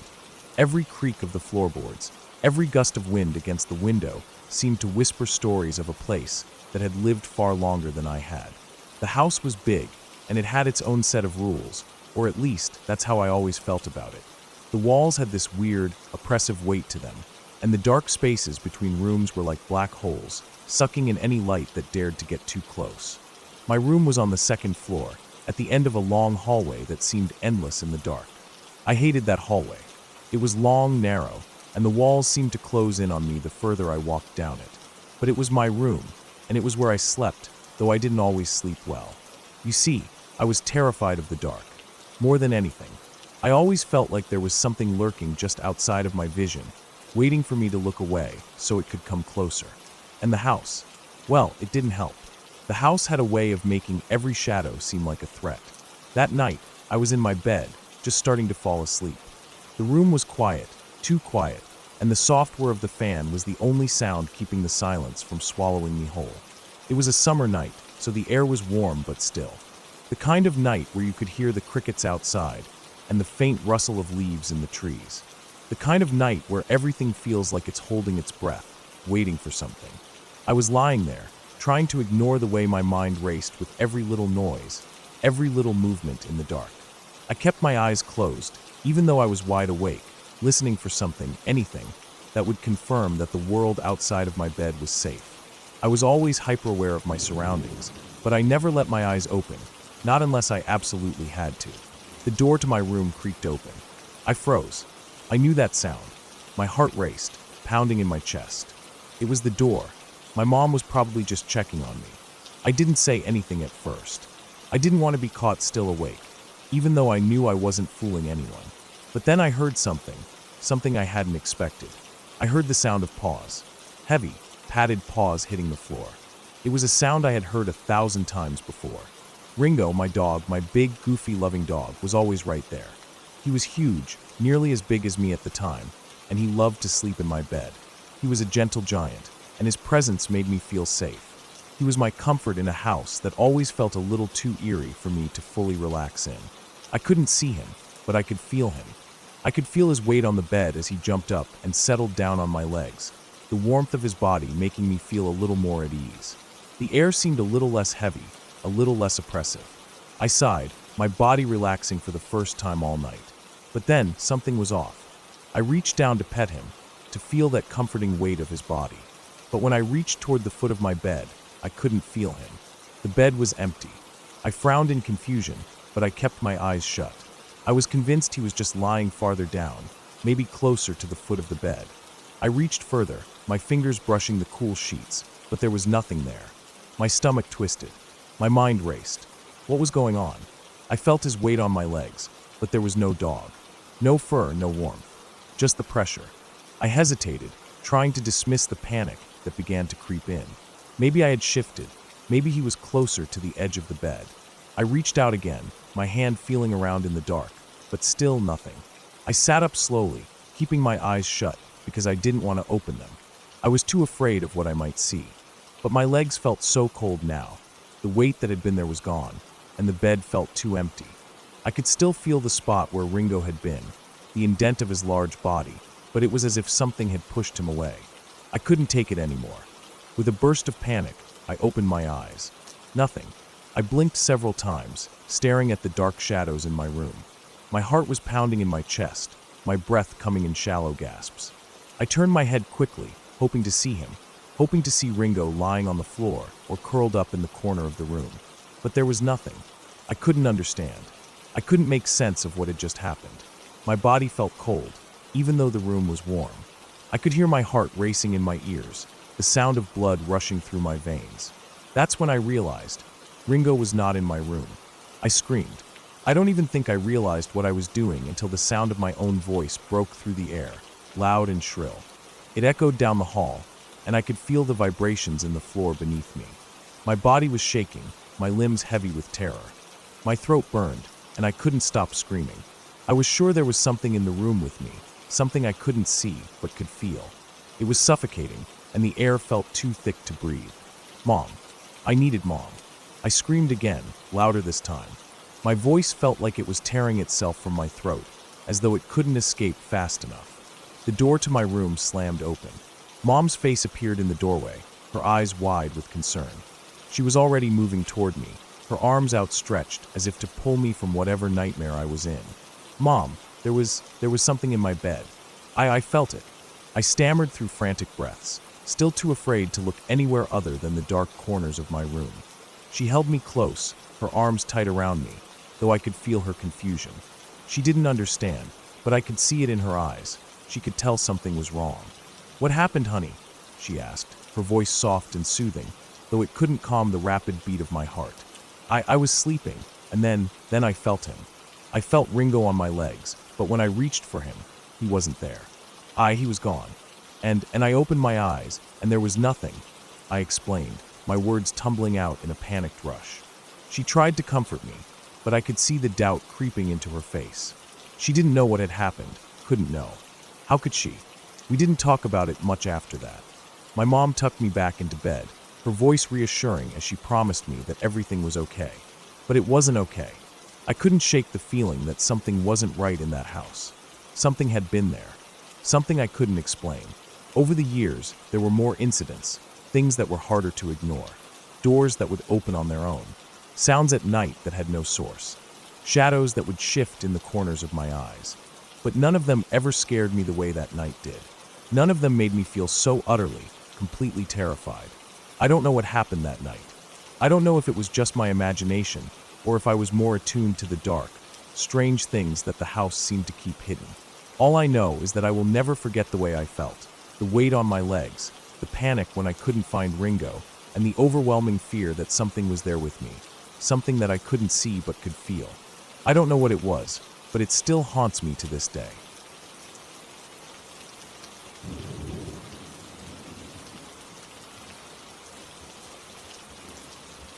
The hunting trip was never really my idea.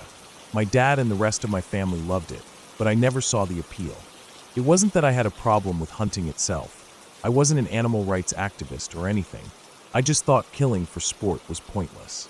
If you were going to eat what you hunted, that was one thing, but shooting something just to hang its head on a wall felt barbaric.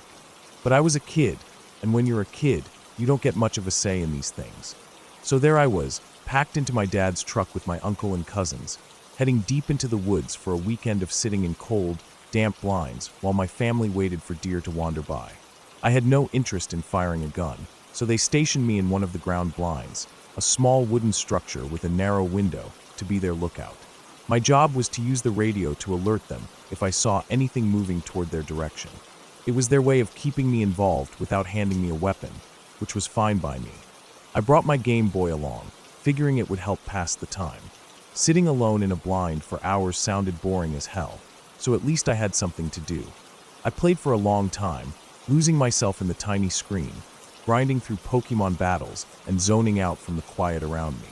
I kept glancing out the window occasionally, but all I ever saw was empty woods.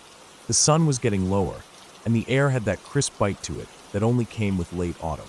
The wind rattled the leaves, and a few birds hopped between the trees, but there was nothing worth calling in on the radio. After a while, I got tired of playing the same game over and over, so I turned it off and started rummaging through my backpack to find another cartridge. That's when I heard it, a strange, whispering whooshing sound. It was soft but close, too close. It didn't sound like wind through the trees or leaves rustling. It was something else, something moving. I froze, my fingers still buried in my bag, listening. My first thought was that it might be an animal, maybe something small like a raccoon or an opossum scurrying nearby. But the sound wasn't coming from the ground. It was coming from the wall of the blind itself. I hesitated before slowly standing up, peeking through the narrow window. Nothing outside, just trees and dead leaves. The wind had settled, leaving the woods unervingly still. The sound had stopped, but the feeling that something was near hadn't left me. I stepped cautiously to the door, nudging it open with my foot. My boots crunched over the leaves as I walked around the side of the blind, my eyes scanning the wooden walls. And then I saw it. The entire back wall of the blind was covered in a writhing, pulsing mass of interlinked daddy long legs. My breath caught in my throat. It wasn't just a few spiders, it was an entire sheet of them, moving as one, their thin legs tangled together like some kind of living web. They clung to the wood in a shifting, undulating wave, spreading from the ground up to the roof. I had never been afraid of spiders before that moment, but something about seeing that many in one place, so tightly packed together, sent a cold wave of horror through me. My body locked up as my brain tried to process what I was looking at. I needed to get rid of them. I needed to get them away from me. That's when I had the dumbest idea of my life. I remembered I had a can-of bug spray in my bag, and I had a lighter. My panicked, irrational brain latched onto the idea like it was the perfect solution. Fire kills bugs, right? If I torched them, they'd be gone. I yanked the bug spray from my bag, flipped the cap off, and clicked the lighter. The moment the flame caught, I pressed down on the nozzle, sending a stream of fire straight at the mass of spiders. For a second, it worked exactly as I had hoped. The fire hit them, and they started dropping, curling up as the flames licked through their tangled legs. But then, something I hadn't accounted for happened. The second the fire touched them, they let go. All of them, at once, and I was standing directly downwind. The entire sheet of burning spiders launched into the air and came straight at me. I don't remember screaming, but I must have. The second they hit me, I went into full panic mode. I dropped the can and the lighter and started flailing, slapping at my arms, my chest, my hair. I could feel them crawling, their legs skittering over my skin, some of them still on fire, tiny pinpricks of heat scorching through my clothes. I did the only thing my instincts told me to do. I threw myself to the ground and rolled. The damp leaves did little to help, but I didn't stop. I thrashed, I kicked, I scrambled to my feet and ripped my jacket off. Then my shirt, then everything else. I was screaming, swearing, crying. I had never cursed so much in my life, but I didn't care. I had one goal, get them off. Get every last one of them off. Finally, when my skin was raw from slapping and scraping, when my breath was ragged from screaming, I grabbed the radio and with shaking hands pressed the button. "Dad, come get me. We're going home. Now." I didn't wait for a response. I stood there in just my socks and underwear, my body still twitching as if the spiders were still on me, and stared at the smoldering ruins of my clothes. My backpack had caught fire somewhere in the chaos, and my Game Boy was gone, buried in the scorched remains. By the time my dad found me, I was shaking so hard I could barely talk. He didn't ask questions. He took one look at me and just nodded, leading me back to the truck. We never spoke about it again. I went through therapy for a while after that, but the damage was done. Spiders became my biggest fear, a deep, instinctual terror that I've never shaken. I don't care if people say daddy long legs aren't dangerous. I don't care if they're harmless. I never want to be near them again. That hunting trip was the first and last one I ever went on, and I've never set foot in those woods again.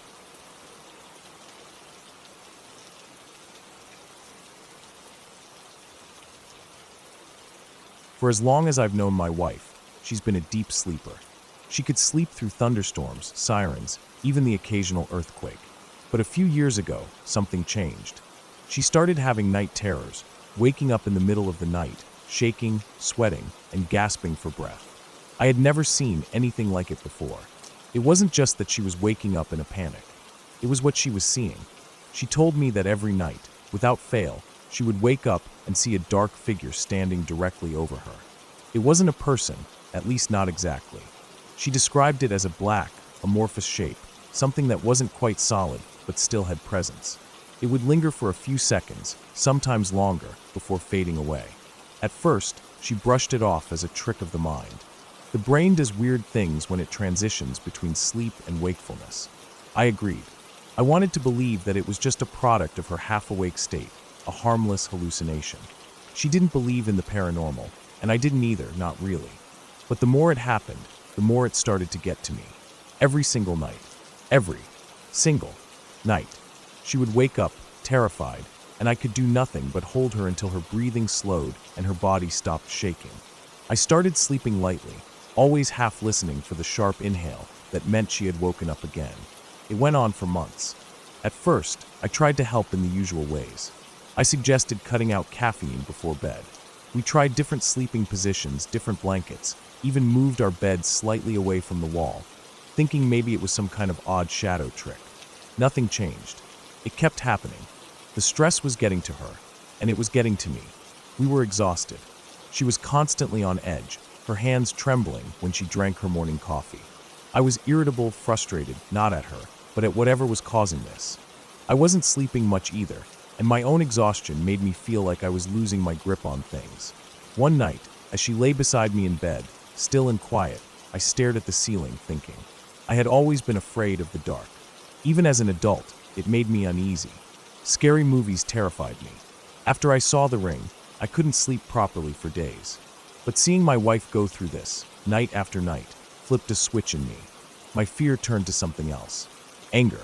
I wasn't going to let this thing, whatever it was, win. So I told my wife to switch sides of the bed with me. She was too tired to argue. We swapped places, and I pulled the blanket over me, waiting for sleep. But before I drifted off, I did something I'd never done before. I sent out a thought, a deliberate message, over and over in my head. Bring it, you son of a bitch. I didn't know who or what I was talking to, but I said it anyway. I kept repeating it in my mind until I finally fell asleep. I don't know how long I was out before I woke up. It wasn't gradual. 1 second, I was deep in sleep. The next, my eyes flew open, and I was staring at the ceiling. Something was standing over me. I didn't see it move. It was just there. A shape.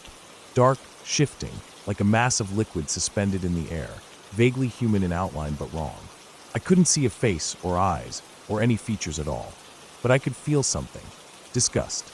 Not my own. It wasn't just standing over me. It was looking at me. Not with eyes, but with some other awareness that was just as intense, just as invasive. And I felt something else, too. A pressure in my chest, not physical, but emotional. Like it was pushing down on my mind, trying to see something in me, trying to make me break. And I snapped. I can't explain exactly what happened next. It wasn't logical, and it wasn't something I had planned. It was just pure white-hot anger. All the frustration, the exhaustion, the helplessness I'd felt over the last few months boiled over in an instant. I didn't move. I didn't scream. I didn't even blink. I just pushed back. Not physically. Mentally. Emotionally. Whatever this thing was, I rejected it. I sent out a feeling, something raw and undeniable. Get the fuck out of my house. Stay away from my wife. If you come back, I will end you. I meant every single word of it. The shape hesitated. Then it flickered. I could feel it faltering. And then it dissolved. It didn't vanish all at once, but slowly, like ink dispersing in water. The dark mass unraveled and thinned until there was nothing left. My body was rigid. My heart was pounding so hard I could feel it in my throat. My breaths were sharp, uneven, but I wasn't afraid. I was angry. I don't know how long I lay there, staring at the ceiling, fists clenched under the blankets. Eventually, exhaustion took over, and I drifted back into sleep. The next morning, I woke up to the sound of birds outside the window. The light was soft, golden. My wife was still asleep beside me, her body relaxed, her breathing deep and even. For the first time in months, she hadn't woken up in terror. I didn't tell her what had happened right away. It felt too strange to put into words, but I noticed something over the next few nights. She stopped waking up in fear. No more trembling hands in the morning. No more restless sleep. No more dark figures standing over her. Whatever had been happening, whatever she had been seeing, it was over. It's been years now, and it has never happened again. I still don't know exactly what to make of it. I don't believe in ghosts, not in the way people usually think about them. I don't believe in demons or curses, or anything out of a horror movie. But I do believe in something. I believe in whatever was in my room that night. And I believe it knew that it wasn't welcome anymore.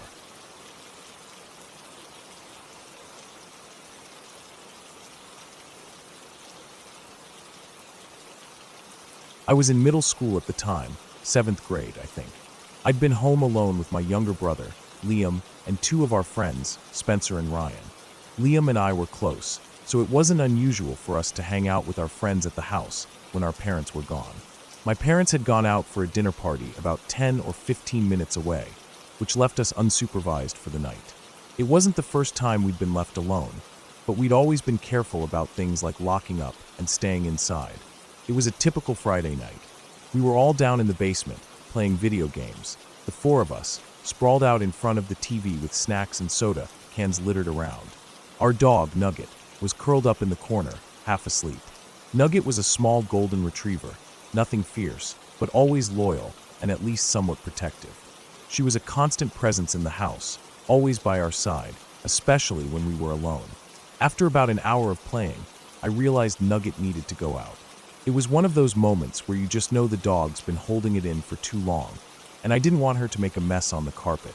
So I got up, grabbed her leash, and called out to the others that I was going to let Nugget outside. I climbed the stairs, with Nugget following close behind me, wagging her tail. Our house was set up with a big, open living room, a staircase leading upstairs, and a basement where we spent most of our time. The front doors were double doors with big, heavy glass panels and dark wood framing. The first door would swing open normally, but the second one was always a hassle. It was old, the hinges were worn, and unless you bent down to unhinge the bottom latch and then stretched on your tiptoes to unhook the top latch, the second door wouldn't budge. It had been like that for as long as I could remember, and we always kept it locked for security. I opened the door, stepped outside with Nugget, and let her do her business. It was a chilly night, one of those crisp evenings where the air is sharp and you can see your breath. Our front yard was quiet. No cars, no sounds, just the occasional rustle of leaves in the trees. Nugget finished up quickly, and I turned around to head back inside. I made sure to lock the door again, double-checked it actually. I was certain the door was locked because I had done the usual routine. Pulled the handle, bent down to latch the bottom, then on my tiptoes for the top. I always made sure it was secure. I didn't think much of it, and went back downstairs to join everyone. We continued playing, chatting, and laughing. I didn't notice anything strange, nothing out of the ordinary for a while. Time passed, and we were getting deeper into the game, focused on winning. Then, about 20 minutes later, Spencer suddenly paused the game. His eyes were wide with confusion. "Hey, who let Nugget in?" he asked, glancing over at the dog, who was now laying down in the middle of the room, quietly licking her paws.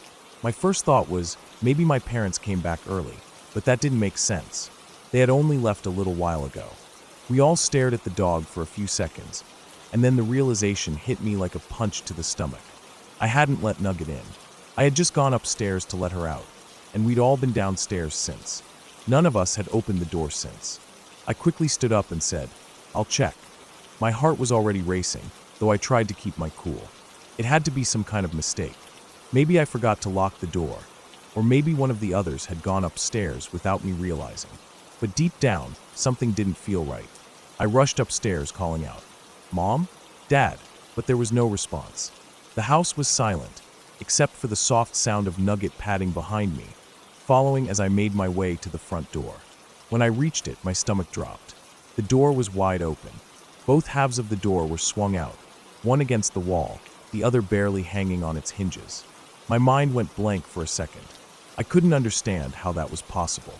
I had locked the door. I was sure of it. I looked at the door for a moment, trying to process what I was seeing, and then snapped back to reality.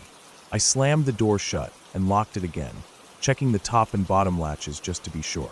I was shaking by the time I stepped back and looked out into the dark yard. The car was still gone. My parents hadn't returned. That was the one thing I was certain about. They weren't back yet. Panic began to set in. I grabbed my phone and called my parents. The phone rang for what felt like an eternity before they finally picked up. "Hello. Mom, Dad, something's wrong." The door was wide open. Nugget was already inside.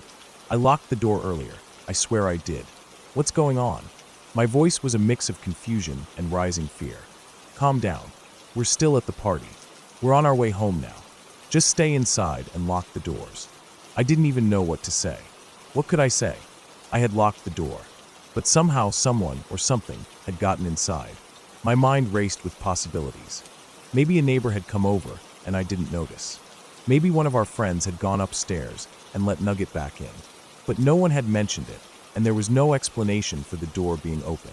I hung up, staring at the door for a moment longer. I couldn't shake the feeling that someone had been inside the house. It felt like a presence, even though I couldn't explain why. I grabbed the closest thing I could find, a kitchen knife, and held it in my hand as I made my way back downstairs. I wasn't sure if I was more afraid of someone being in the house or of the idea that maybe we were being watched, but the fear in my chest felt real. My friends were just as shaken as I was. We huddled in the storage room, holding our breath, not saying a word. The basement felt far too quiet, and the shadows seemed to stretch longer than they should. We sat there in the dark, every sound amplifying in the silence. We heard the soft creaks of the house, the occasional shuffle of Nugget's paws on the floor, but nothing else. It was as if the house had turned against us, the silence more suffocating than any noise could have been. I kept looking at the knife in my hand, wondering if it would even be useful. What if someone was in the house? What would I even do if they were? I wasn't trained for situations like this. I wasn't prepared. After what felt like hours but was probably closer to 30 minutes, I heard the sound of a car pulling up outside. I stood up from where I was crouched and rushed to the window. My heart nearly stopped when I saw my parents' car in the driveway. They had finally arrived home. I ran outside to meet them, still holding the knife like it was some sort of comfort. As soon as my mom and dad got out of the car, I explained what had happened, though I was too shaken to tell it all at once. My dad immediately went inside, checking all the doors and windows to make sure they were secure. My mom stayed by my side, trying to comfort me, but even she was rattled by what I was saying. She didn't seem to understand how the door had been opened, but she didn't question me. We all went inside together. My dad double-checked everything, making sure all the doors were locked. The windows, the garage, everything. He didn't find any signs of forced entry or anything out of place. No broken glass, no footprints in the dirt, nothing. It was like nothing had happened at all. But I knew something had happened. The door had been wide open, and Nugget had been inside. I didn't feel any better, knowing that there was no physical evidence. The whole situation didn't make sense. I couldn't shake the feeling that someone had been inside, watching us, and I couldn't figure out why they hadn't done anything. To this day, I don't know what happened that night. Maybe someone was just messing with us, trying to scare us. Maybe they had been watching, waiting, but decided to leave when they heard my parents coming back. Or maybe it was just a strange coincidence, a twist of fate that made it feel like something more. But I'll tell you one thing, I never felt comfortable being home alone after that. I double-checked every lock, every window, and I made sure Nugget was always with me when I was upstairs. Whatever happened that night, I didn't want to risk finding out what would have happened if I hadn't locked the door.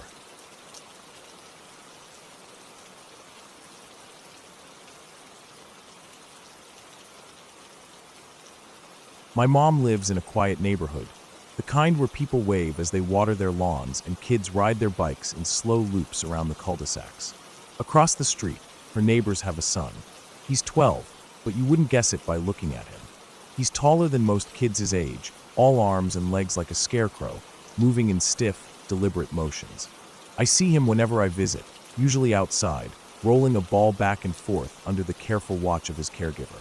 He never talks, never even acknowledges me, just focuses on whatever he's doing with a strange, vacant intensity.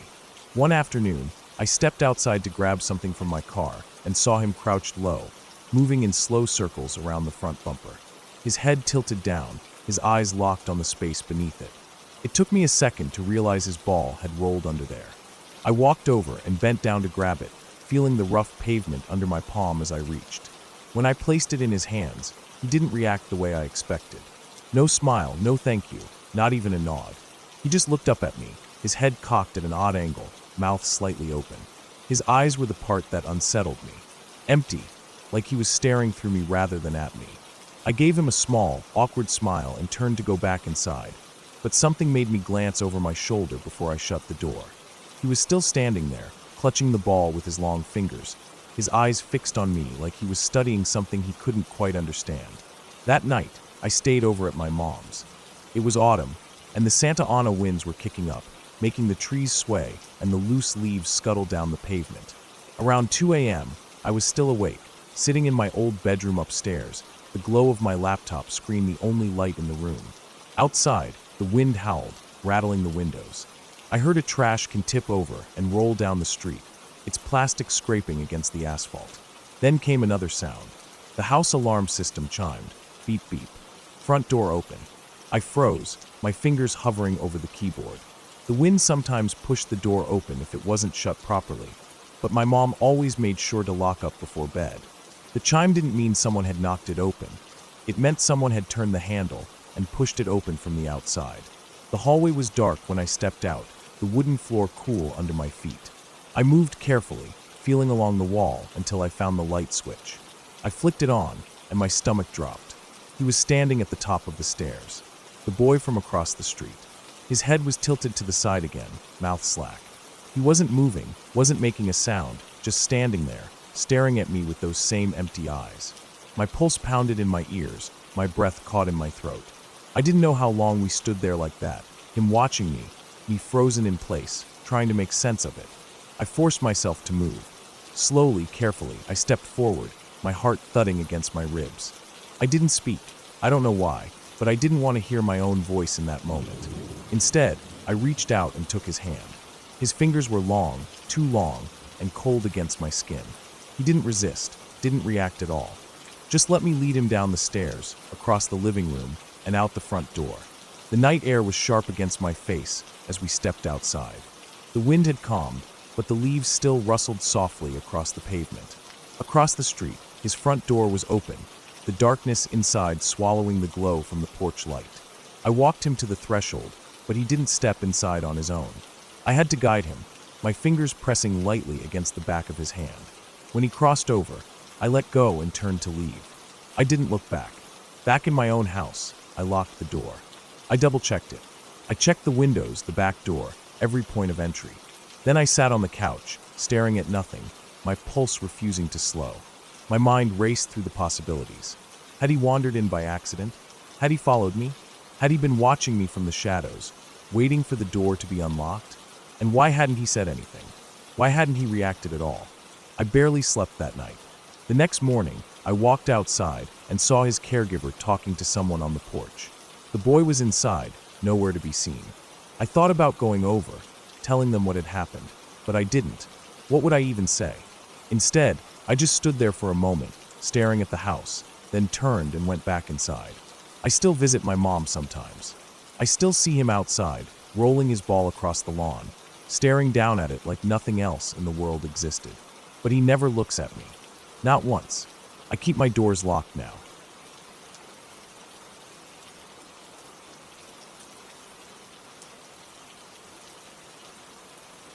I was late to the show, but last December, a little before Christmas, my friend and I were driving home after our final exam. The sky had that dull winter grayness, a blanket of thick clouds hanging over the city, dimming everything just enough to remind me the days were at their shortest. The streets were lined with dirty slush pushed to the curb, the kind that had been run over too many times to still be called snow.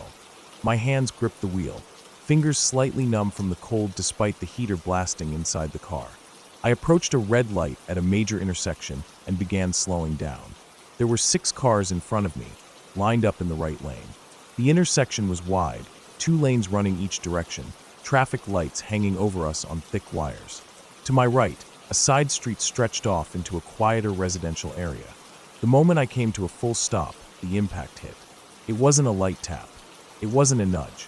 It was a jolt that shot through my entire body.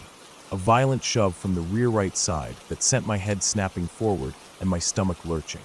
The sound was immediate, tires screeching, metal crunching, a deep, heavy sound of something solid giving way.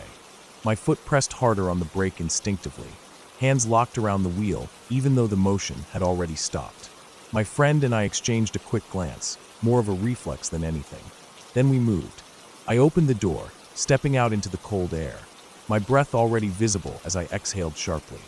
The driver who hit me was already out of his car, standing near his front bumper, looking between my car and his with that expression that never quite lands, somewhere between guilt and frustration.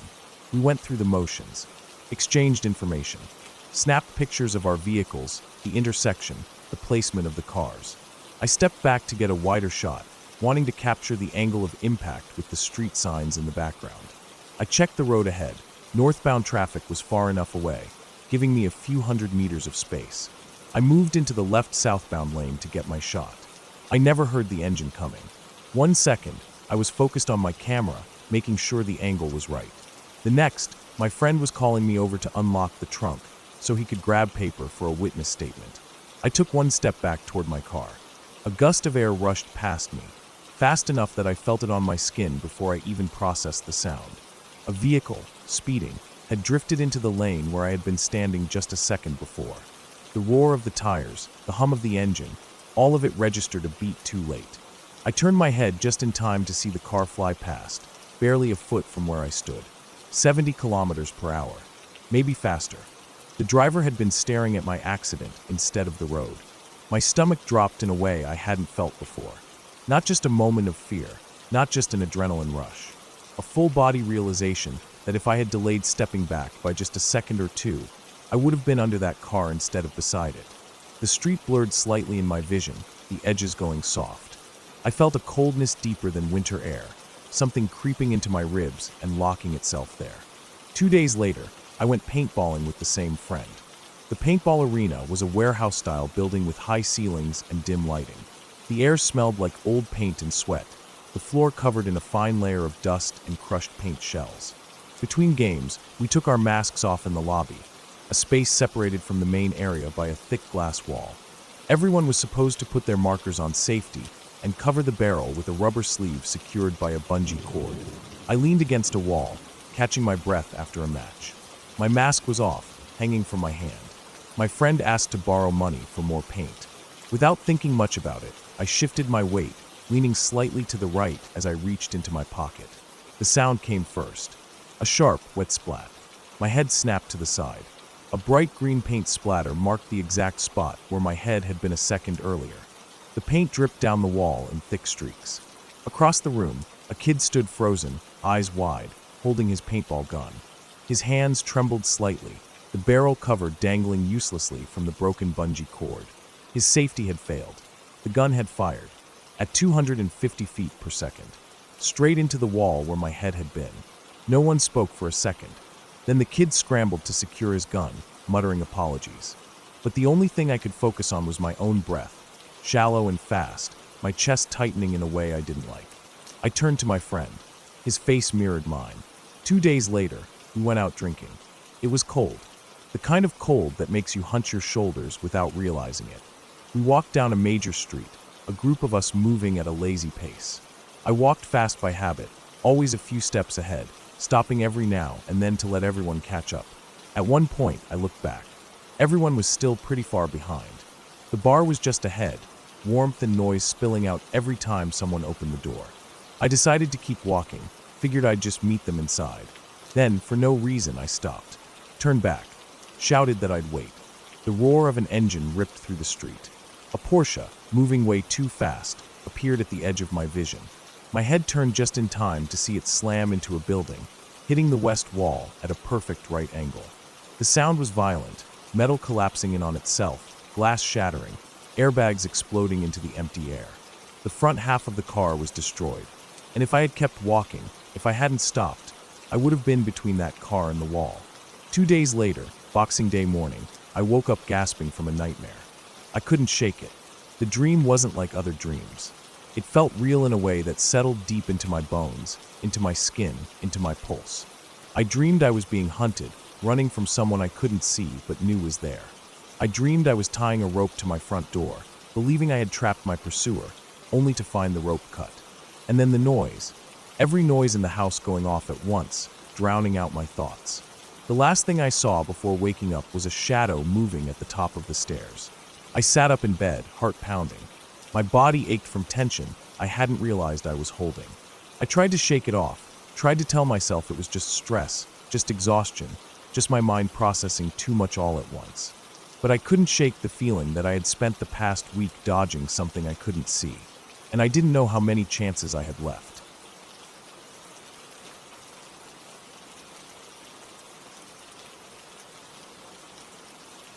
Halloween night had always been one of my favorite nights of the year, but that particular one stood out in a way none of us could explain.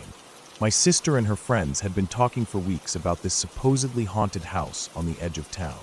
They heard stories from classmates, rumors about strange noises, flickering lights, and the feeling of being watched from the windows even when no one was inside. It was the kind of place kids dared each other to visit, but never actually went alone. I never believed in any of it, but when they brought it up again that evening, I figured I'd humor them. If anything, it would be a good scare, something to laugh about later. It was late when we left, sometime after 9. The streets were mostly empty, save for the occasional group of kids still making their rounds. My sister sat in the passenger seat, while her friends piled into the back of my car, buzzing with excitement. The drive out of town was uneventful. The roads grew darker as we left the streetlights behind, the pavement narrowing as it twisted through the countryside. I knew the area well enough, having driven out this way a few times before, but I had never paid much attention to the old house they were so obsessed with. The turnoff was marked by an old, rusted mailbox, half hidden behind overgrown weeds. The road leading up to the house was unpaved, covered in a thin layer of gravel that crunched beneath my tires. The deeper we went, the more isolated it felt. Trees pressed in on either side, their bare branches reaching toward the sky like skeletal hands. When we finally reached the spot where the house was supposed to be, I slowed the car to a stop. But there was nothing, just an open field, stretching out in the moonlight. At first, we thought we must have taken a wrong turn. My sister swore this was the place. She had seen pictures, heard specific directions from her friends who had been here before. But there was no house, no driveway, no signs that anything had ever stood there at all. Just a wide, empty space where the house should have been.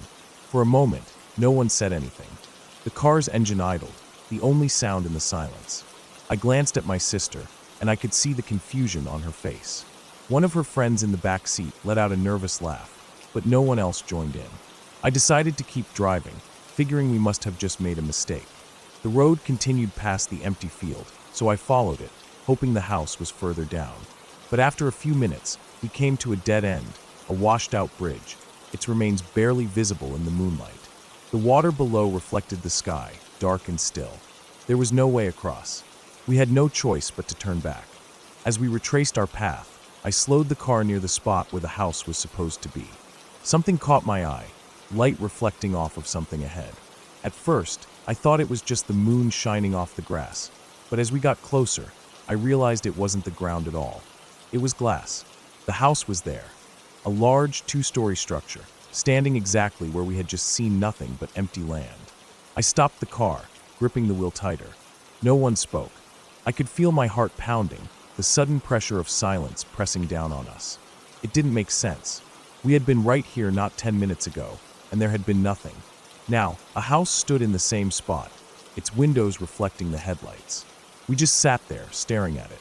The air in the car felt heavy, thick with something I couldn't name. My sister shifted in her seat, but she didn't say anything. One of her friends shifted behind me, but no one moved to open the doors.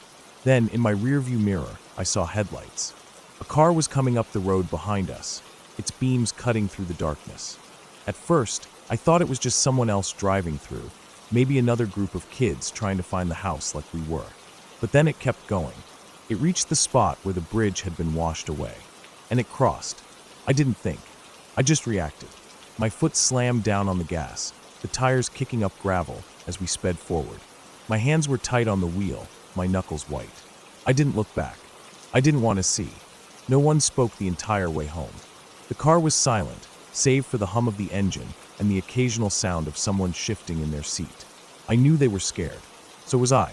When we finally pulled into our driveway, no one moved to get out. We just sat there for a long moment, letting the weight of what had happened settle over us. Eventually, my sister reached for the door handle, and one by one they followed. We didn't talk about it that night. We barely even looked at each other. Years later, we still laugh about it. We joke about how we freaked ourselves out, how it must have been our imaginations running wild. But even now, when we bring it up, there's something in the way we talk about it, in the way we glance at each other. Like we all know deep down that what happened that night wasn't just our minds playing tricks on us. Because houses don't just disappear. And cars don't drive over bridges that aren't there. And that drive home was the quietest car ride I've ever been in.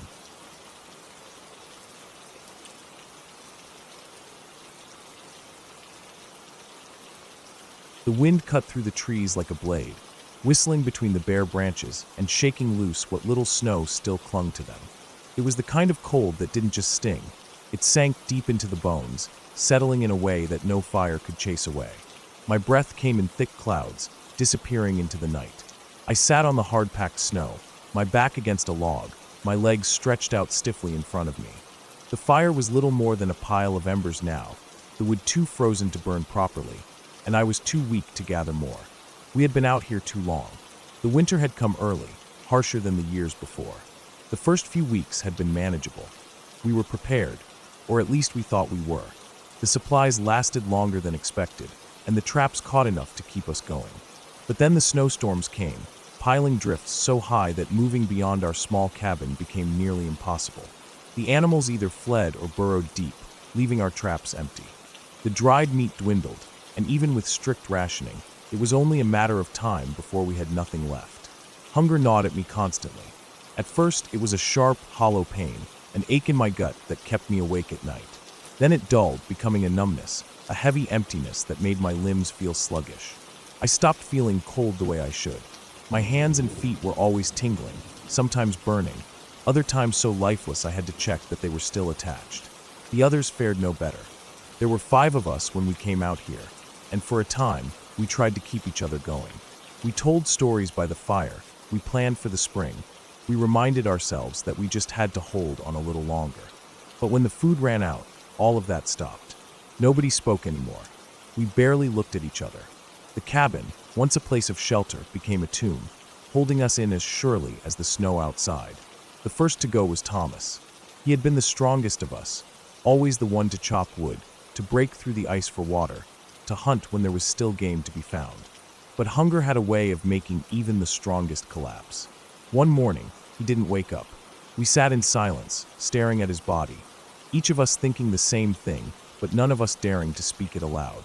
The next day, he was still there, his face gray and sunken, his lips cracked from the cold. We were starving. The hunger made it easy to ignore the rules we lived by. Survival had no rules. We didn't talk about it. We just did it. The knife cut through his frozen flesh without resistance. The first bite was the worst. I told myself it was meat, nothing more, that it was no different than the deer we had eaten weeks ago. But it was different. The taste lingered, heavy and metallic, coating my tongue and my teeth, settling into my stomach in a way that made me want to retch. But I didn't. None of us did. We ate because we had to. After that, things changed. The hunger was never really gone, but it eased. The constant gnawing pain faded, replaced by something else. A kind of clarity, sharp and unsettling. My thoughts moved differently. I started watching the others more closely, studying the way their breath formed in the air, the way their ribs showed beneath their skin. I knew they were watching me too. Then Michael fell. He had been weak for days, barely able to lift himself from the bed. When he collapsed, we didn't wait. We had already crossed that line. There was no going back. By the time we ran out of bodies, there were only 2 of us left, Henry and me. We had been friends before all this. I tried to remember what he had been like before, the way he used to laugh, the way he used to talk about the life he wanted when we got back. But I couldn't hear his voice anymore.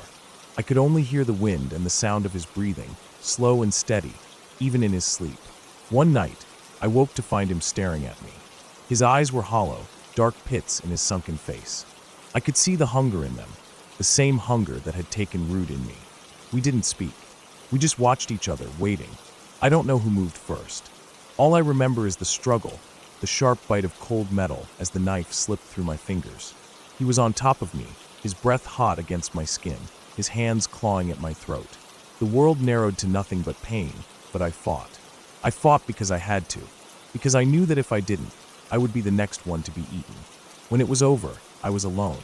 His body lay still, his blood soaking into the snow, turning it dark beneath the moonlight. I was too tired to move, too weak to do anything but lie there, staring up at the sky. The stars were sharp, distant pinpricks in the endless black, indifferent to everything that had happened here. I had won. I had survived. But I wasn't sure if I wanted to anymore. The hunger was still there. It would always be there. It had taken everything, left me hollow, something less than human. And as I sat there in the cold, staring at the body in front of me, I realized the truth. Spring was coming. The snow would melt. The world would thaw, but I would never be the same. I had become something else, and I was still hungry.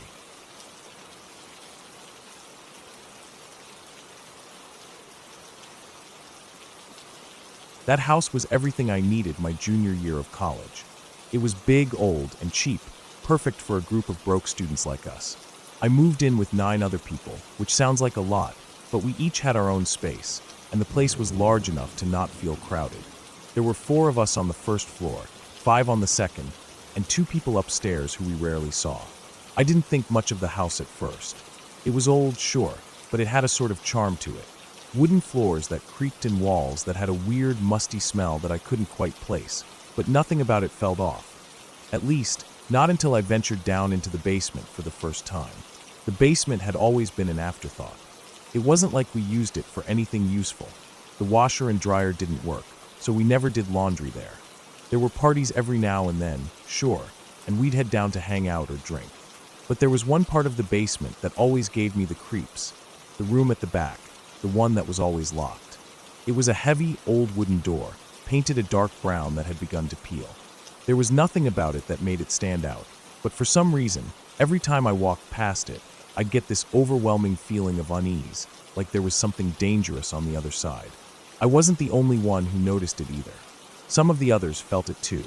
We'd walk past the door quickly, almost like we were trying not to acknowledge it. But the thing that really made it weird was that the door was always locked. Apparently, when my roommates had first moved in, the door wasn't locked. One of the girls, Sarah, was curious and went exploring down there. She came back to the group visibly shaken. She said she found human teeth scattered across the floor, along with what she described as strange tools. Tools that she couldn't quite place but seemed sinister. Not long after that, the landlord, who had only recently purchased the house, had the door locked, and it was never opened again. We all just kind of agreed to avoid it. It became the unspoken rule of the house. A few months passed, and things were mostly normal. My roommates and I were busy with school, and I was still getting used to living with so many people. Everything felt routine, until one day, when I had a nap and woke up a little disoriented, the weirdness started creeping in. It was around mid-afternoon. I woke up to an empty house, the kind of quiet that made you realize you were alone. I wasn't surprised. Everyone had gone out or was holed up in their rooms. I went into the kitchen, started cooking myself some food, just the usual. But then I noticed something strange. The hallway light to my left flickered off. I paused for a moment, not sure if I was just still groggy from the nap, but I shrugged it off. It was probably just a bulb that had burned out. But then it turned back on. I froze. That hallway light was on the other side of the house, in a narrow corridor that led to the stairs and the bathroom. The light switch for it was actually in the stairwell, behind a door that I always kept closed. I thought maybe someone had left it on or was messing with me, so I stood there for a second, trying to figure it out. The light went off again. Okay, now I was definitely confused. I waited a minute or two, but then it flicked back on again. At this point, I was starting to feel a little uncomfortable. Something about it didn't sit right with me. I got up, walked over to the door that led to the stairs, and opened it. There was nobody there. No one on the other side of the door. I walked down the stairs and checked the other floor, completely empty. It was just me. I told myself it was probably some electrical issue. Nothing to worry about. I walked back into the kitchen and continued cooking. But then it happened again. The light went on and off, almost like it was trying to get my attention. I felt a tightness in my chest, like a knot that I couldn't loosen. I stood there for a second, staring at the light. Then, the music started. It wasn't loud at first. It was faint, but I could hear it coming from the living room, just next door. I sighed, relieved. Someone else was home after all. They must have come in without me hearing. I walked into the living room, expecting to find someone sitting there, but there was no one. The TV was on, but the screen was just static, like it was on one of those channels you'd see in horror movies, the kind that made your skin crawl. My eyes fell on a closed laptop sitting on the ledge by the window, next to some speakers. Music was still coming from the speakers, faintly. The thing was, the laptop wasn't even on. The screen was dark, not a single light on it. I moved closer to the speakers, confused, and then it hit me. The laptop wasn't turned on.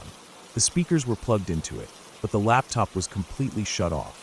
I could see the little power light wasn't on, not a flicker of life from it. My stomach turned.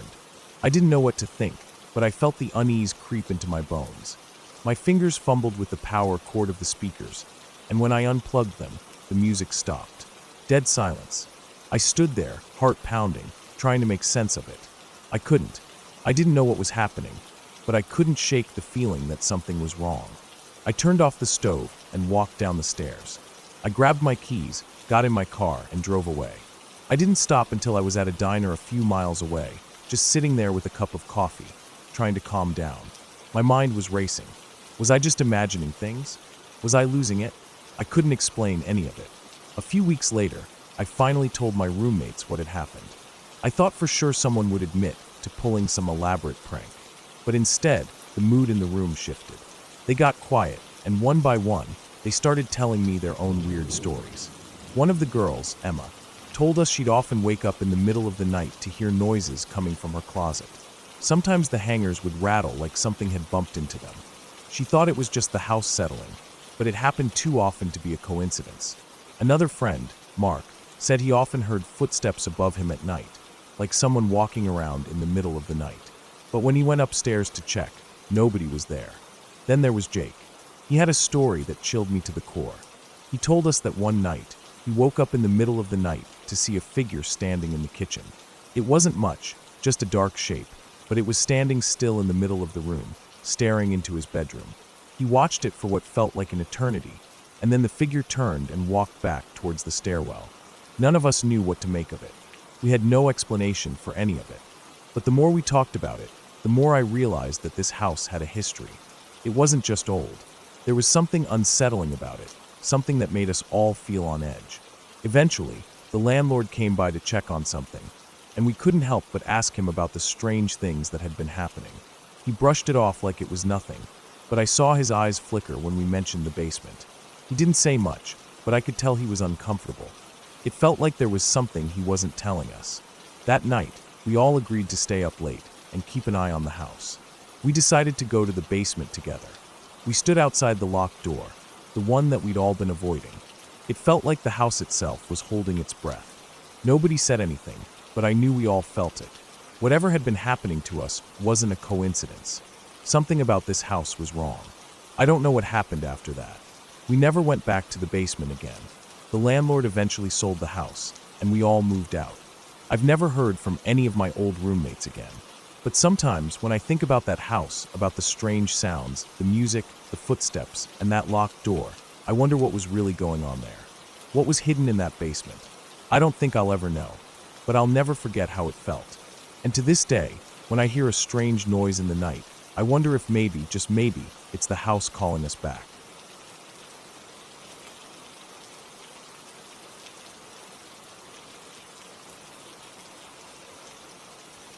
It was summer, and I was visiting a friend of mine in Korea, staying with her for the break. We were both 17, just a couple of high school girls, out enjoying our freedom on a Friday night. The sun had just set, and the city was alive with the hum of people finishing work, heading out for drinks, or taking evening walks in the parks. My friend and I decided to take a walk through a park near her apartment. The weather was perfect, warm but not humid, and the park had a peaceful vibe, nothing unusual about it at all. We found a bench near the edge of the park, under a few trees. The park was small but well kept, with a few walking paths and streetlights. It was one of those places that felt almost forgotten, not as busy as the more central parks, but quiet in a comforting way. As we sat there talking, I noticed a kid walking by. He couldn't have been older than 13, maybe younger. He was carrying a box of fried chicken, the kind you usually find in those paper boxes that are greasy and smell amazing. At first, we didn't think much of him. He just walked past and sat down on one of the benches a few paces away from us. He didn't acknowledge us at all, just started eating his chicken. My friend and I kept talking, but I couldn't help but glance at him from time to time. He was eating quickly, like he was hungry and didn't want to waste time. After a while, we decided to leave. It was getting late, and we still wanted to grab some coffee at a cafe nearby. As we got up to walk away, I noticed that the kid had dropped a piece of chicken. It wasn't much, just a small drumstick that had fallen from the box, rolling slightly on the concrete path. He didn't seem to notice or care, and I thought that maybe he had just lost interest in it, but the moment felt a little odd. We didn't think much of it at the time. We started walking toward the exit of the park, talking about where we would go for coffee. We crossed a small street that ran alongside the park, the kind of street that wasn't too busy at night, and I didn't think anything of it until I saw him again. The kid had somehow appeared on the other side of the street. He wasn't walking fast. In fact, he seemed to be walking casually, like he wasn't in any kind of hurry. And he was looking at us. I could feel his gaze, even though I wasn't sure if he was staring directly at me or my friend. He gave a smile and a little wave. I immediately felt a chill run down my spine, a sense of discomfort settling over me. I didn't know what it was, but there was something about him that didn't feel right. I looked at my friend, and she seemed just as confused as I felt. We didn't know this kid. She hadn't mentioned seeing him before, and I certainly didn't recognize him. We gave a small, awkward wave back, and for a second, I thought maybe we had misread the situation. Maybe he was just a kid who was friendly, maybe just trying to be nice. But the more I thought about it, the more wrong it felt. The way he smiled, the way he waved, it wasn't like a normal, innocent greeting. Something in his expression made me feel like he was aware of something I wasn't. After a beat, we both started walking faster, trying to put some distance between us and the kid. We moved through the streets, past a couple of corner stores and quiet buildings. It was around 10 p.m., and the streets were quieter now. The lights of the city weren't as bright as they had been earlier. We eventually found a small cafe, one of those cozy places with soft lighting and a calm atmosphere, perfect for just unwinding. We sat by the window, and for the first few minutes, everything felt normal again. The coffee was good, and we were chatting, trying to shake off the unsettling feeling we had gotten from that kid. But then, I noticed something that made my blood run cold. I saw him again. Through the window, I saw the kid. He had walked around the corner and was now heading in our direction, walking slowly, just like before. I could see his silhouette under the streetlights as he moved along the sidewalk, heading straight for the cafe. Panic hit me hard. There was no way he could have followed us this far. We had been walking quickly, crossing multiple streets. How had he gotten here so fast? I glanced at my friend, and she was visibly freaking out. She wanted to leave the cafe, but I could tell she was trying to stay calm. She wasn't the type to get scared easily, but I could see that she felt it too. She suddenly said she needed to go to the bathroom, and I agreed, figuring it would help us both calm down. I didn't want to leave the cafe, but at that point, I was too shaken to argue. The bathroom situation in cafes in Korea was a little strange. To get to the bathroom, you had to leave the main part of the cafe, go through a door that led into a hallway, and then walk down the hall to the bathroom. So we got up, and as we walked toward the bathroom, the unease never left me. I felt like I was being watched, but I couldn't bring myself to look over my shoulder. When we got into the hallway, we were alone. The dim light in the hallway flickered a bit, and I tried to shake the feeling of dread, but it didn't work. I could hear my friend's breathing, shallow and quick, and I could tell she was just as on edge as I was. Then, the lights went out. At first, I thought it was just a power outage, but when everything went pitch black, the air around me seemed to freeze. I felt like I couldn't move, couldn't breathe. The silence was deafening, and then I heard it. A door slammed open, and before I could even react, hands grabbed me. I was shoved into a stall, hard enough to knock the wind out of me. I couldn't scream. I couldn't make a sound. I felt something cold against my neck, and for a moment, I thought this was it. My heart was racing, my mind was in panic mode, and I could hear my friend gasping, terrified, but I couldn't see anything. My breath came in sharp gasps, and all I could think was that we were going to die, that this kid had been following us for a reason. I felt something tug at my hair, pulling it painfully, and then I felt a hand cover my mouth, muffling any sound I tried to make. I tried to push against the hand, but it was no use. I was trapped, and then, just as quickly as it had started, everything stopped. The hands pulled away, and I heard the soft whisper. Wrong one. The voice was low and eerily calm, like the kid knew exactly what he was doing. The lights flickered back on, and everything seemed to return to normal, as if nothing had happened. The door to the bathroom slammed shut, and I heard the sound of footsteps running away, fading down the hall. For a moment, neither of us moved. I couldn't comprehend what had just happened. My friend was crying quietly, and I could barely understand what had just occurred. We stayed in the stall for what felt like hours, just trying to process everything. When we finally got the courage to leave the bathroom, we didn't talk about what had just happened. We couldn't. I couldn't even look at my friend without feeling like I was going to break down. The whole thing didn't make sense. It didn't make sense that a kid could be that terrifying, that calculated. The whole thing felt wrong, but we couldn't put the pieces together. We never saw that kid again. We never spoke about him after that night. But I still think about him.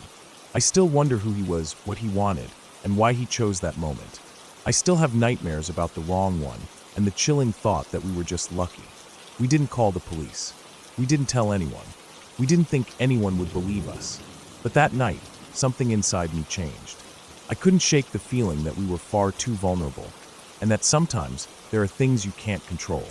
And that kid, whatever his intentions were, they were too dark to fully understand. But I'm sure of one thing. He wasn't just another creepy kid on the street. He was something worse.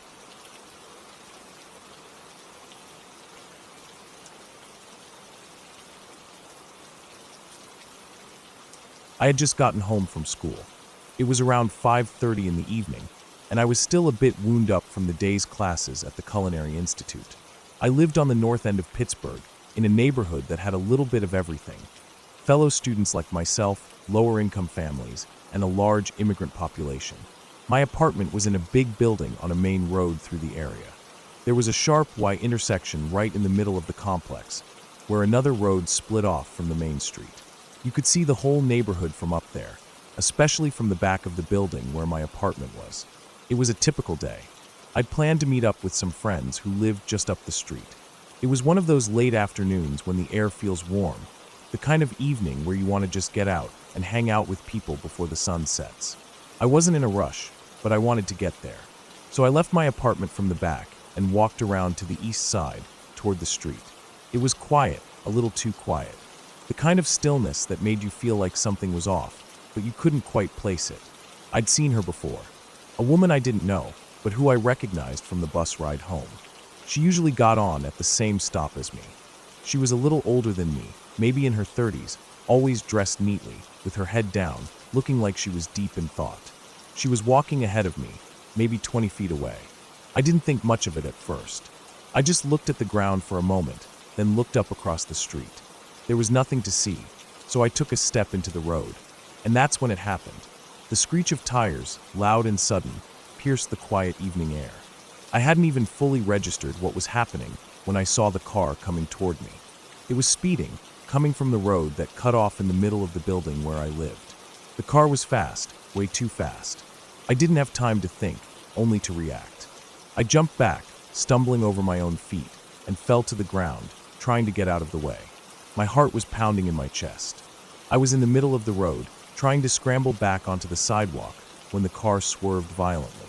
The driver made a sharp, 180-degree turn, like he was trying to regain control, but it was too late. The car slammed into the wall of the building across the street, right where the Y intersection split. I lay on the ground for a moment, just trying to catch my breath, trying to understand what had just happened. I could still hear the sound of the car's engine sputtering and the crash echoing in my head. I didn't know what to do. I tried to get up, still shaken, and looked over toward where the car had hit. I wasn't even thinking about the woman I had seen just a few seconds ago. I didn't even know she had been hit until I got closer. The scene in front of me was a nightmare. I saw blood, everywhere. A thick pool of it spread out from under the car, spilling onto the pavement. I couldn't make sense of it. I couldn't process it. The sight of it froze me for a second, like my body just refused to believe what my eyes were seeing. The car had hit her. She wasn't moving. Her body was crumpled against the building. Her head, it wasn't even right. There was no way to describe it, just a mess of blood and tissue. I could see pieces of her brain, part of her skull, oozing from the front of the car, stuck in the grill. The impact had been so forceful, so brutal. I don't remember pulling my phone out, but somehow I was on the line with 911. The operator's voice was calm, asking me what had happened. I could barely get the words out. There's a woman. She's dead. She got hit by a car. My voice shook as I said it. I had no idea what to feel. I couldn't make sense of it. How could I? How could anyone? I stayed there, staring at the wreckage, trying to understand. But it was like I was outside of myself, disconnected from it all. I don't remember how long I waited, but soon enough, the police arrived. There were sirens, flashing lights, people rushing around. They took my statement, asked me about the driver, the car, the woman. They seemed to take everything in stride, like they had seen this kind of thing before. I just wanted to go home. I wanted to be anywhere but there, anywhere but in that moment. I left the scene as the night wore on. I went back to my friends, but I couldn't shake what I had just witnessed. The blood, the mess, the smell of it still lingered in my nostrils, even as I sat with them, trying to pretend like everything was fine. But it wasn't fine. Not at all. I couldn't stop thinking about the woman. I couldn't stop thinking about what had happened to her. The next morning, just as I was waking up, my phone rang. It was a detective. He told me they wanted me to be the main witness in the trial. Apparently, no one else had seen what I saw, or at least no one could provide the kind of detailed description I could. He explained the importance of my testimony. I didn't know much about trials or what it meant to be a witness. I was 19, just a kid trying to finish school. But I agreed. I didn't want to, but I didn't know what else to do. Over the next few weeks, I had to make multiple trips back to Pittsburgh to give my testimony. It was a strange feeling, going back to the place where it all happened. Each time I went, the memory would come flooding back. I would see the buildings, the intersection, the street corner where I had almost been hit myself. The city looked so normal on the outside, but I couldn't shake what had happened. It wasn't until later that I learned more about the man who had been driving the car. His name was revealed to be Mark, and he had been recently divorced from the woman he killed. I remember hearing about how they had 2 young children together and how they had come from Bosnia, refugees trying to make a life in the United States. It turned out that Mark had been threatening his ex-wife for months before the incident. He had made death threats to her after their separation. And on that fateful evening, he had been speeding down the road, no doubt in a rush to find her, to confront her. The car, it seemed, was not an accident. It was intentional. He had killed her. And when I learned this, when I understood that he had used the car as a weapon, it sent a cold chill through me. All of it, the wreck, the blood, the mess, the terror, it all made sense in a way that I had never wanted it to. It made my stomach turn just thinking about it. The police investigation revealed that his ex-wife had been trying to keep her children safe. She had one relative in the area, and the kids were living with that relative at the time of her death. That was something, at least. The kids didn't have to suffer like she did, but that didn't make it easier to live with. It didn't make it any less terrifying. In the end, I was one of the only people who had witnessed it all. I gave my testimony during the trial, which dragged on for months. Every time I went back to Pittsburgh, I felt the weight of it. I kept thinking about that night, about the woman, and about the driver who had taken her life. The whole thing haunted me. I kept asking myself why. Why had it happened? What made him snap like that? It's been years since that night. It still comes back to me sometimes, in flashes. I think about her, the woman I never spoke to, but who I saw nearly every day on that bus ride.